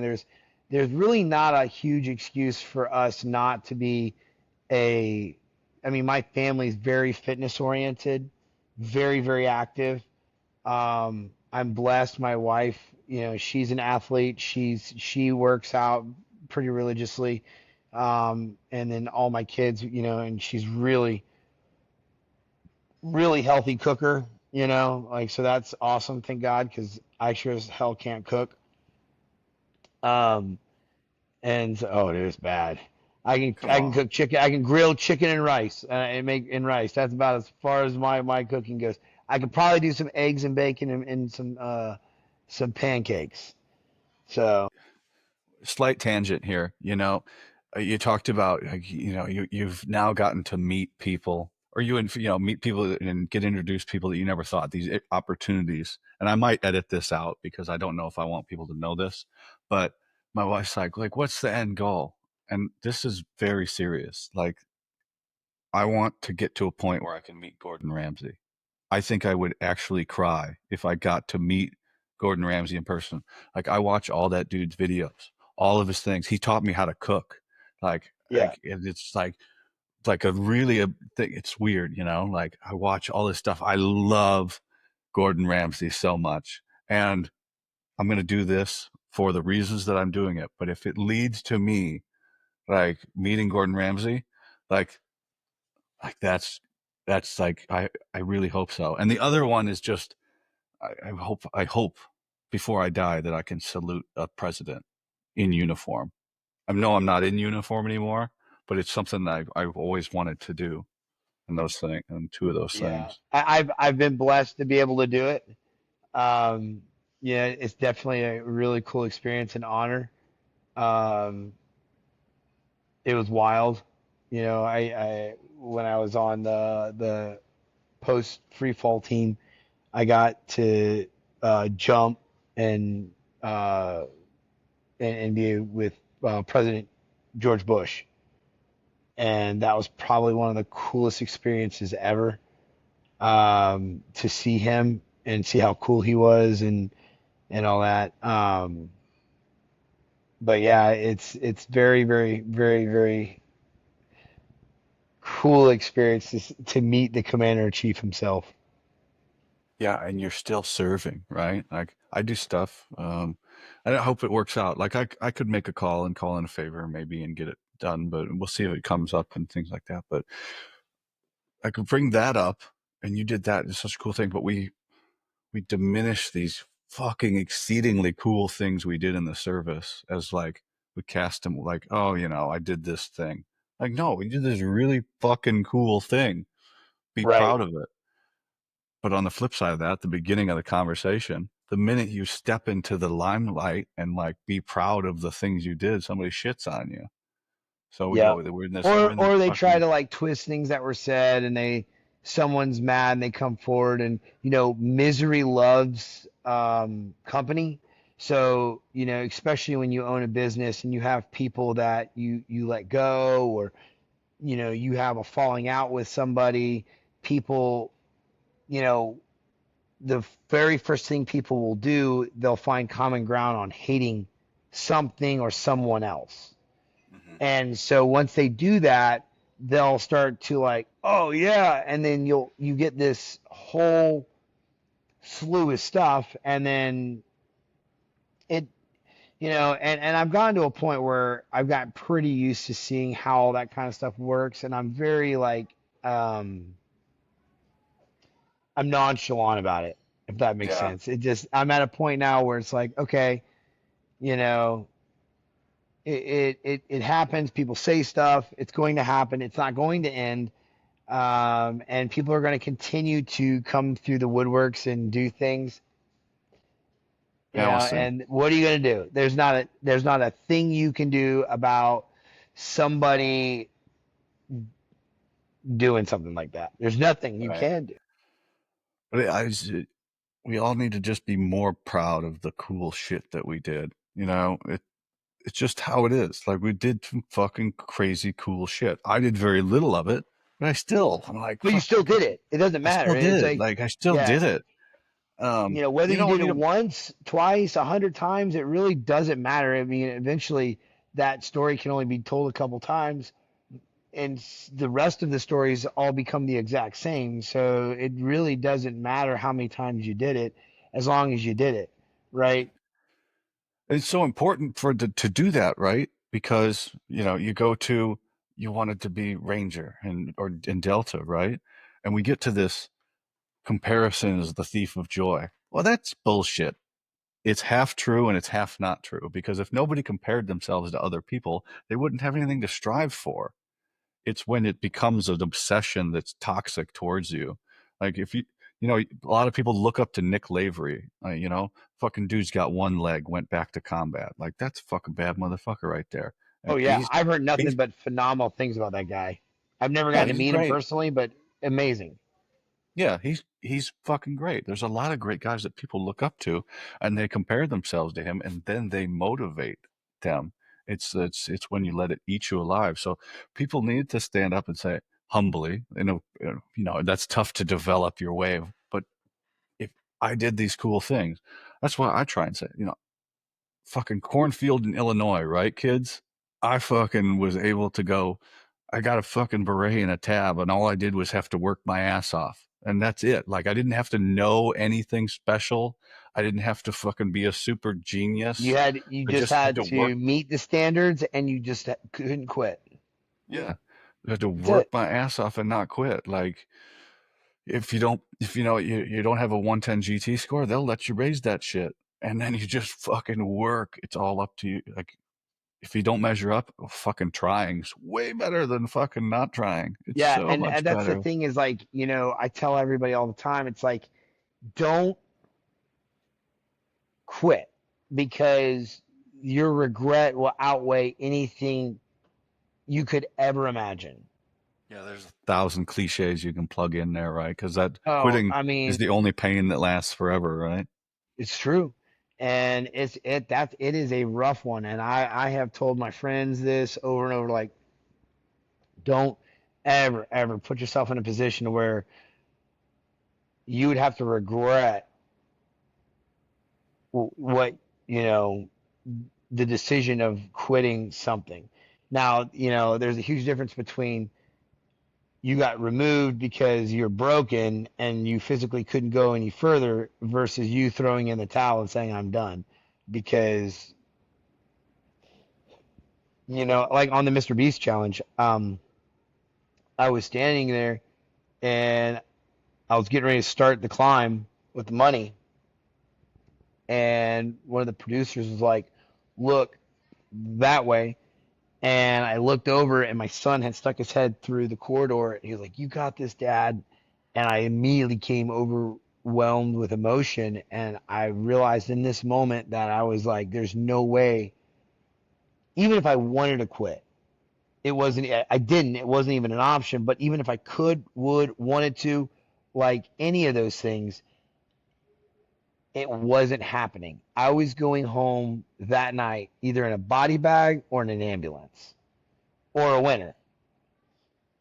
That's And that's the mentality there. That's the and if you mentality. watch the behind the scenes, um, on on that challenge, specifically how they did their traps, and they released it right fairly soon after that, you'll see I screamed almost and grunted the entire way up, like very little talking.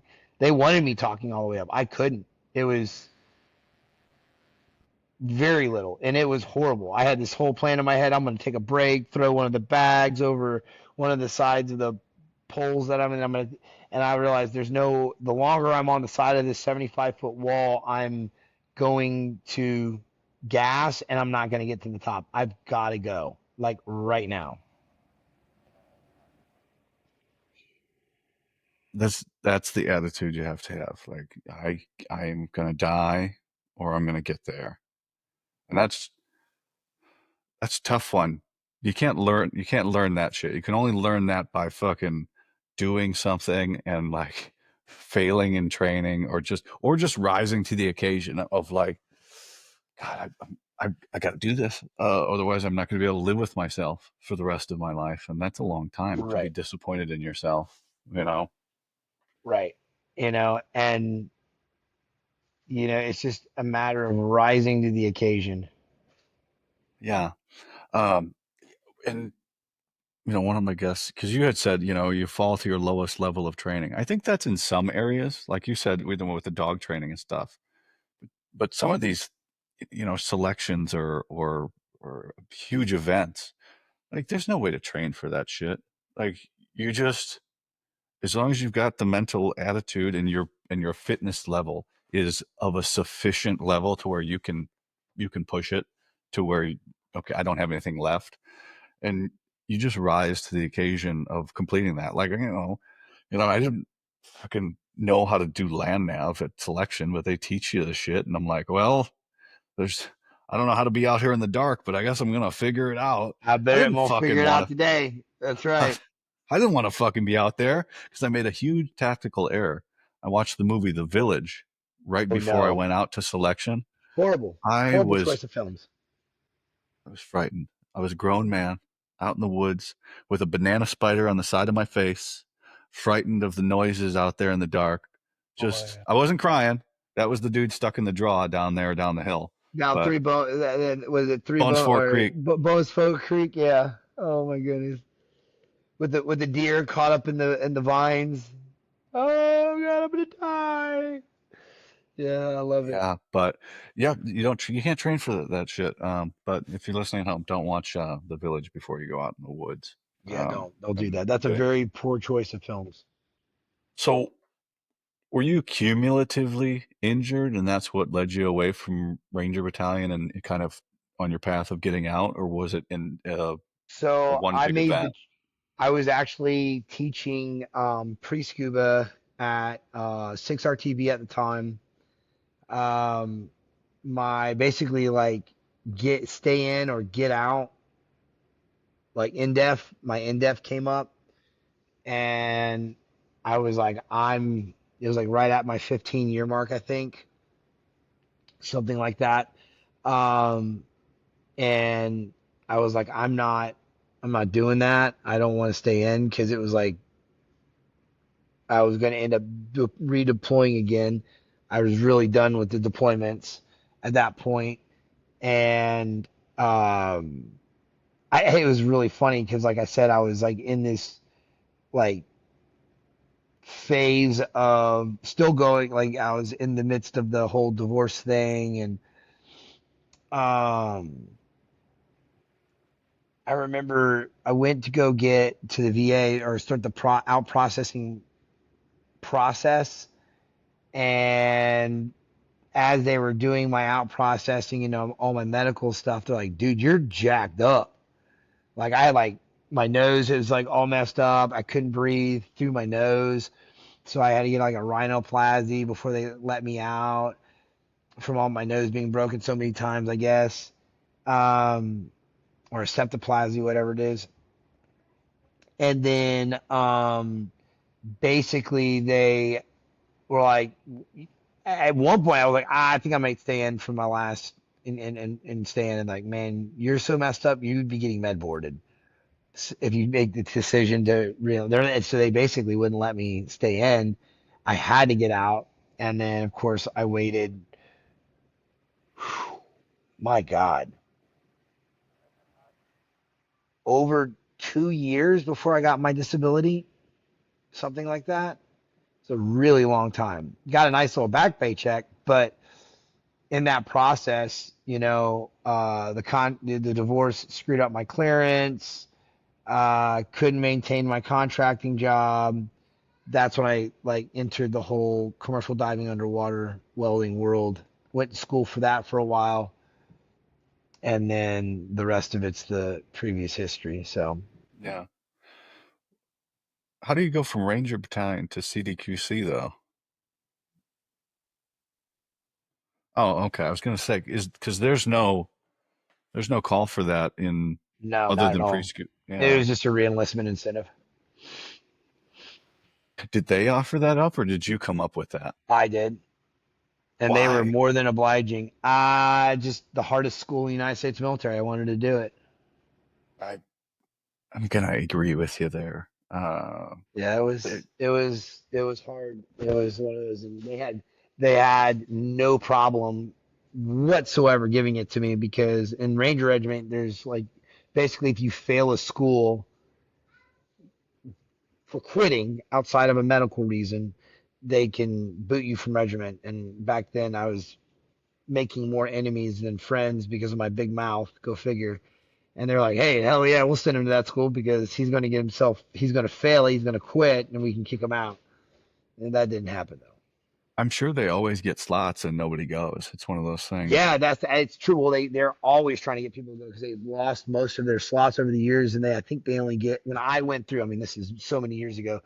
I think they got like 4 slots a year to fill for dive school every year because like most guys wouldn't want. Everybody wants all the cool schools. It popped in my head because when I got to my first unit, I'm a private. Uh, there was this rumor of a ranger school slot, like for the brigade. So they were having this competition for people that wanted to put in a packet. They had to put this packet in, then they had to do all the events Right. and train up and there's a competition. Like I'm just brand new at this point and I'm listening to it and going, oh, really? That's how it is.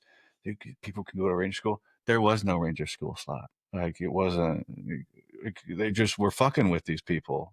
Like nobody ever got to go from that unit. You had to My God. really fucking stand out to do that sort of. They don't just dole it out. They probably give it if it does come up, they'll give it to some captain or some shit like that. But Actually, believe it or not, I actually enjoyed Ranger School. Actually, most of the schools I went to, I enjoyed. There was never really a school that I did not enjoy, and there's nothing that I ever did academically in the military that I would say was insanely hard academically. Physically, yes. Like dive school smoked me. That was the first school in the military that smoked me insanely. Like nothing. Not Ranger School, not Seer School, uh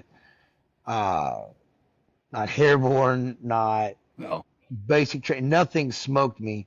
Rip got pretty spicy there for a while. I think that would have been probably my first experience of being like pretty smoked.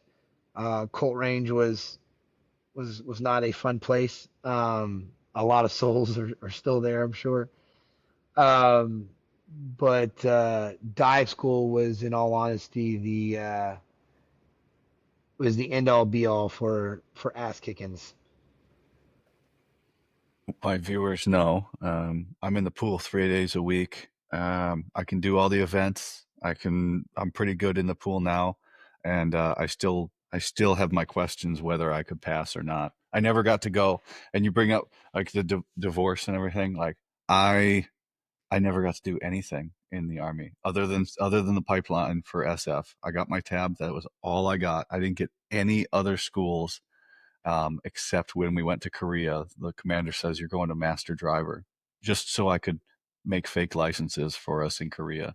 That was it. My But God, it was, I love it. and like I got pulled from a course every time. I would get a school, and then I'd get pulled for it for some fucked up reason and things like that. And I did get pulled from master driver, and the only reason I was able to graduate was because the instructor was going through a divorce too, and he's like, "It's okay, man. I'll give you this one." I was like, My God, really?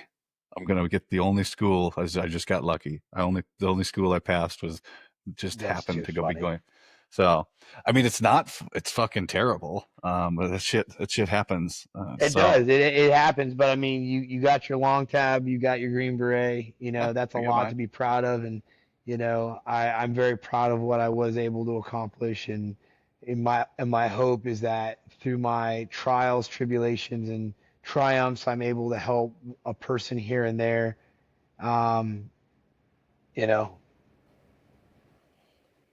So we get out, and you start settling, and you go, and it sucks when you transition out because everything's different, and we got to adjust.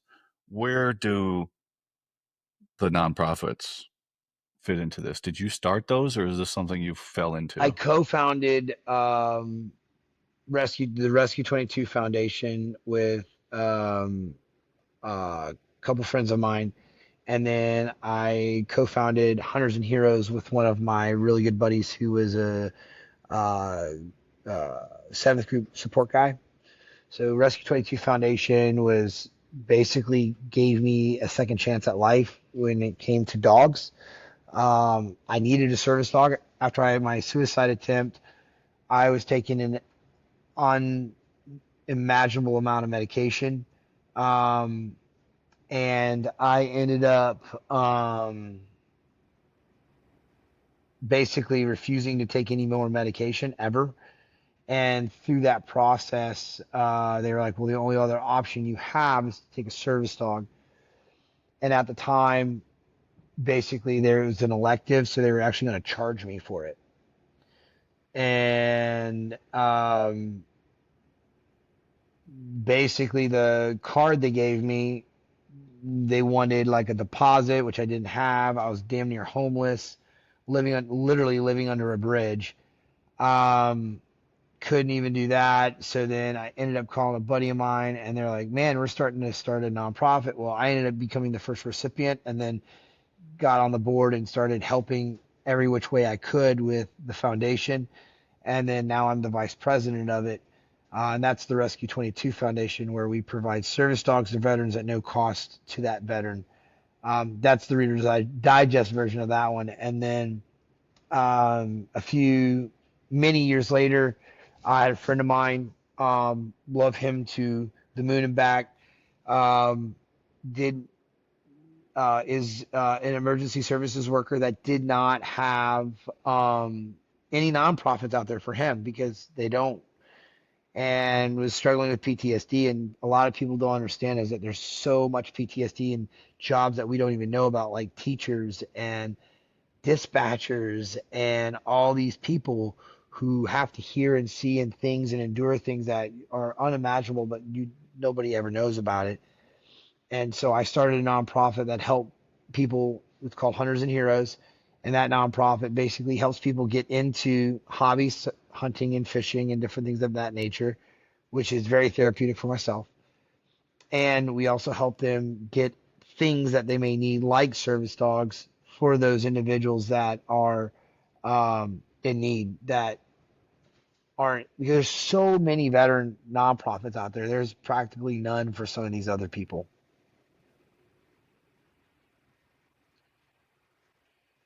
Yeah, and I've from talking to people, like we work up to a deployment, and then it fucking blows. Not me per se, but everybody else. You work up to a deployment, you deploy, it fucking blows, then you come back and you're home, and you do or you don't deal with what you saw down there. Fuck, man, you could see fucking 5 car wrecks a day as an EMT working in your local hometown, and then 2 people die that you went to high school with, and then there's a kid in there that's Firefighters, maimed. yeah, Firefighters see families burned dude. up. Cops Dispatchers are, listening to people blow their brains out on the phone, yeah, that's got to be depressing. Um, or people being yeah, raped, or teachers who live in rough areas that are sexually assaulted, and all they're trying to do is educate our youth, and they're being assaulted, and nothing being done about it. hmm. So that's with which one is are you guys helping out with that one? That's Hunters and Heroes. So that's Hunters and Hunters and Heroes. Heroes that we do all the philanthropy work for. Just a hero is what whatever you define it as. It's not specific to veterans. It's not specific to anyone. It's specific to that person. I mean, we've helped taken pastors out on hunts. We've taken just local community owned business owners who have donated tons of their time to the community for, Yeah. something as, I don't like to say simple, but something as essential as AC work. You know what I'm saying? That's about this, right? Like it's a perfect name Yeah, because I can if you're operating at a high level of any field, you're technically an operator. Because somebody shit on me once when I came up with it. They're like, "Oh, I get sick when I hear the term operator," and I'm like, "Well, you can go fuck yourself." I'm not going to explain my thought process to you, but I was like, "No, if you're a fucking firefighter and you're operating at a high level, then that qualifies. If you're of this, I can. It right. leaves me open to just have on whoever the fuck I want if I think your story is cool. So I love that, man. What was the catalyst for getting you into that, though? You said it was your friend, just the one friend, or was it just kept Yeah, seeing it something? was two. But the main catalyst was my friend who was a non-veteran who needed a service dog, who couldn't get a service dog because there's nothing out there for him. And the average cost of a service dog is between $15,000 and $40,000. You kidding So me? depending on, oh yeah, they're expensive, and that's because the dog is specifically trained to one or multiple of the, I think it's like 48, 88. I think it's 48, but it's 48 tasks the ADA, the American Disabilities Act, state for a service dog. Oh.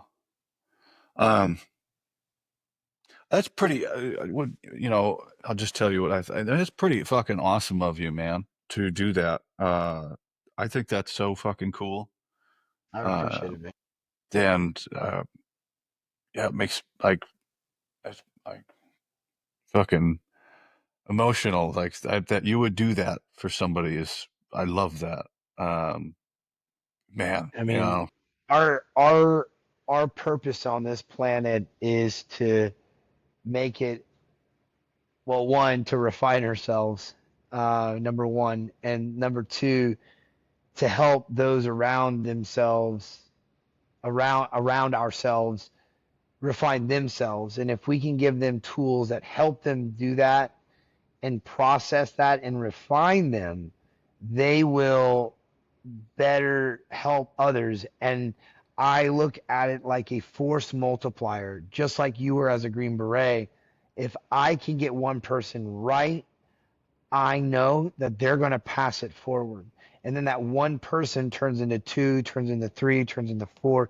And then the next thing I know, we've got an army of people trying to make this world a better place instead of just crapping on the world and just tearing each other down.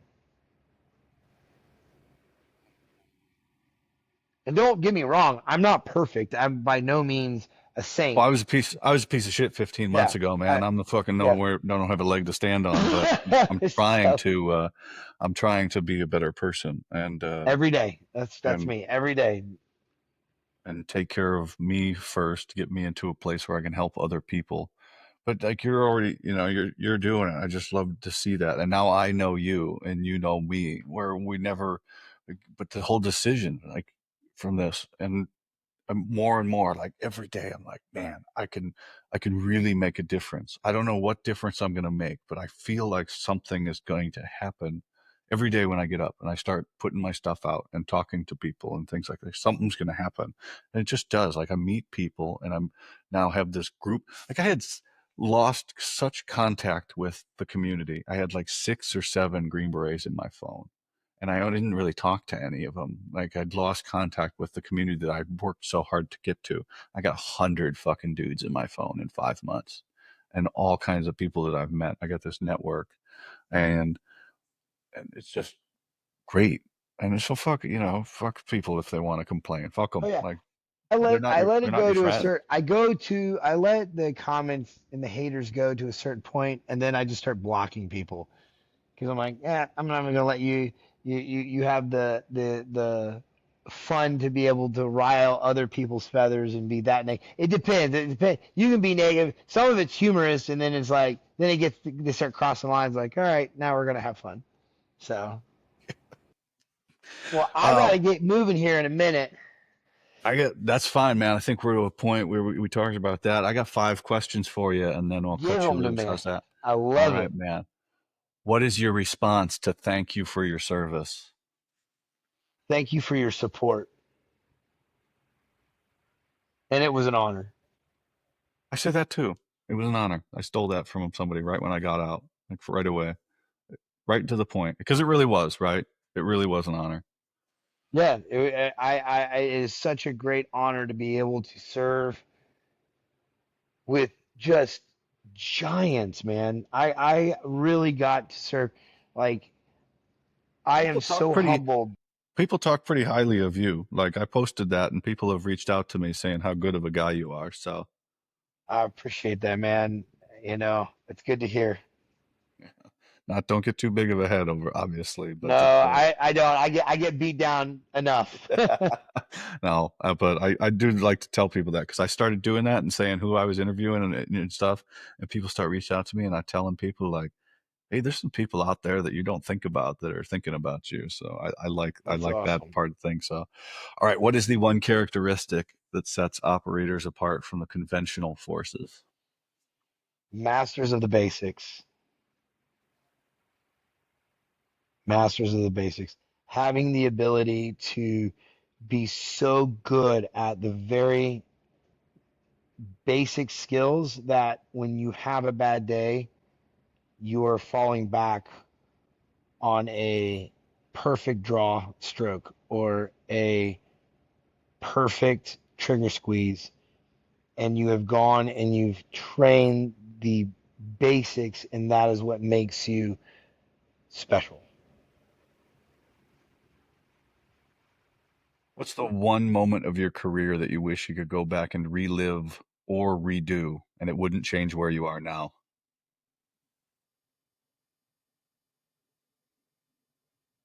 Relive or redo. Well, I like,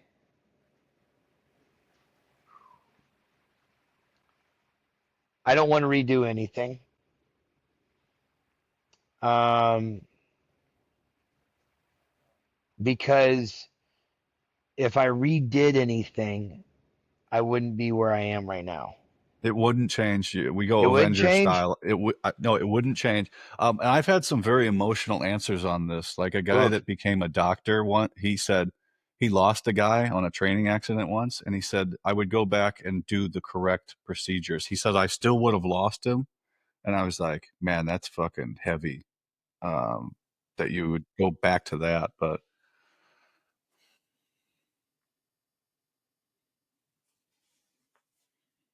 I would go back. I'm going to get emotional. I would have taken more pictures in Ranger Regiment, and I would have savored it way more and been less of a shitbag. Sorry. you're So, fine, man. um, I, so to answer that question, I would go back and save a regiment, um, a lot more. I would have been less of a shitbag and taken a lot more photos. And by less of a shitbag, I feel like, um, I would have shut my mouth more and been more of an asset, instead of being the young, arrogant kid that I was, when I was there. Um, and really worked, at trying to be who I am today, but much sooner, if that makes sense. Absolutely. What is the best piece of advice that you received during your career? Ooh, no matter where you are in life, You are earning your right to be there every day. So whether you're in Ranger Regiment, you earn that beret every day. I'm no longer in Regiment, but I have to earn that every day. I don't feel like I have all the time, but knowing it keeps you humble because I have to strive every day to be a better man and earn my right. And, you know, I want my brothers that pay the ultimate sacrifice to look down and go, he's still doing God's work. He earned where he sits right here. He earns he has earned the right, and to be where he's at. And I get to live the life that they never got. Hardest part about the beret is not getting it; it's earning the right to wear it every day. Right. Every day. Last one, man. What were you afraid of then, and what are you afraid of now? Failure. Both. Yeah. Like failure. Just that's it. Like I I and that's what keeps me from like on even the mystery like failure. Public failure. Yeah, the stakes get higher, right? So, fuck, man. I think you're doing a great job. I'm a nobody sitting in my basement in Wisconsin, and you don't. We know each other, but I'm proud That's of you, it. and I think you're doing great things for the community, and I'm just trying to do my little piece, and you're doing Let's more than I am. So let's stay in contact and let's keep crushing. fuck yeah, man. I'm always here. Most of my resources and everything, but I really appreciate you coming on the show. You got anything for me? I don't, brother.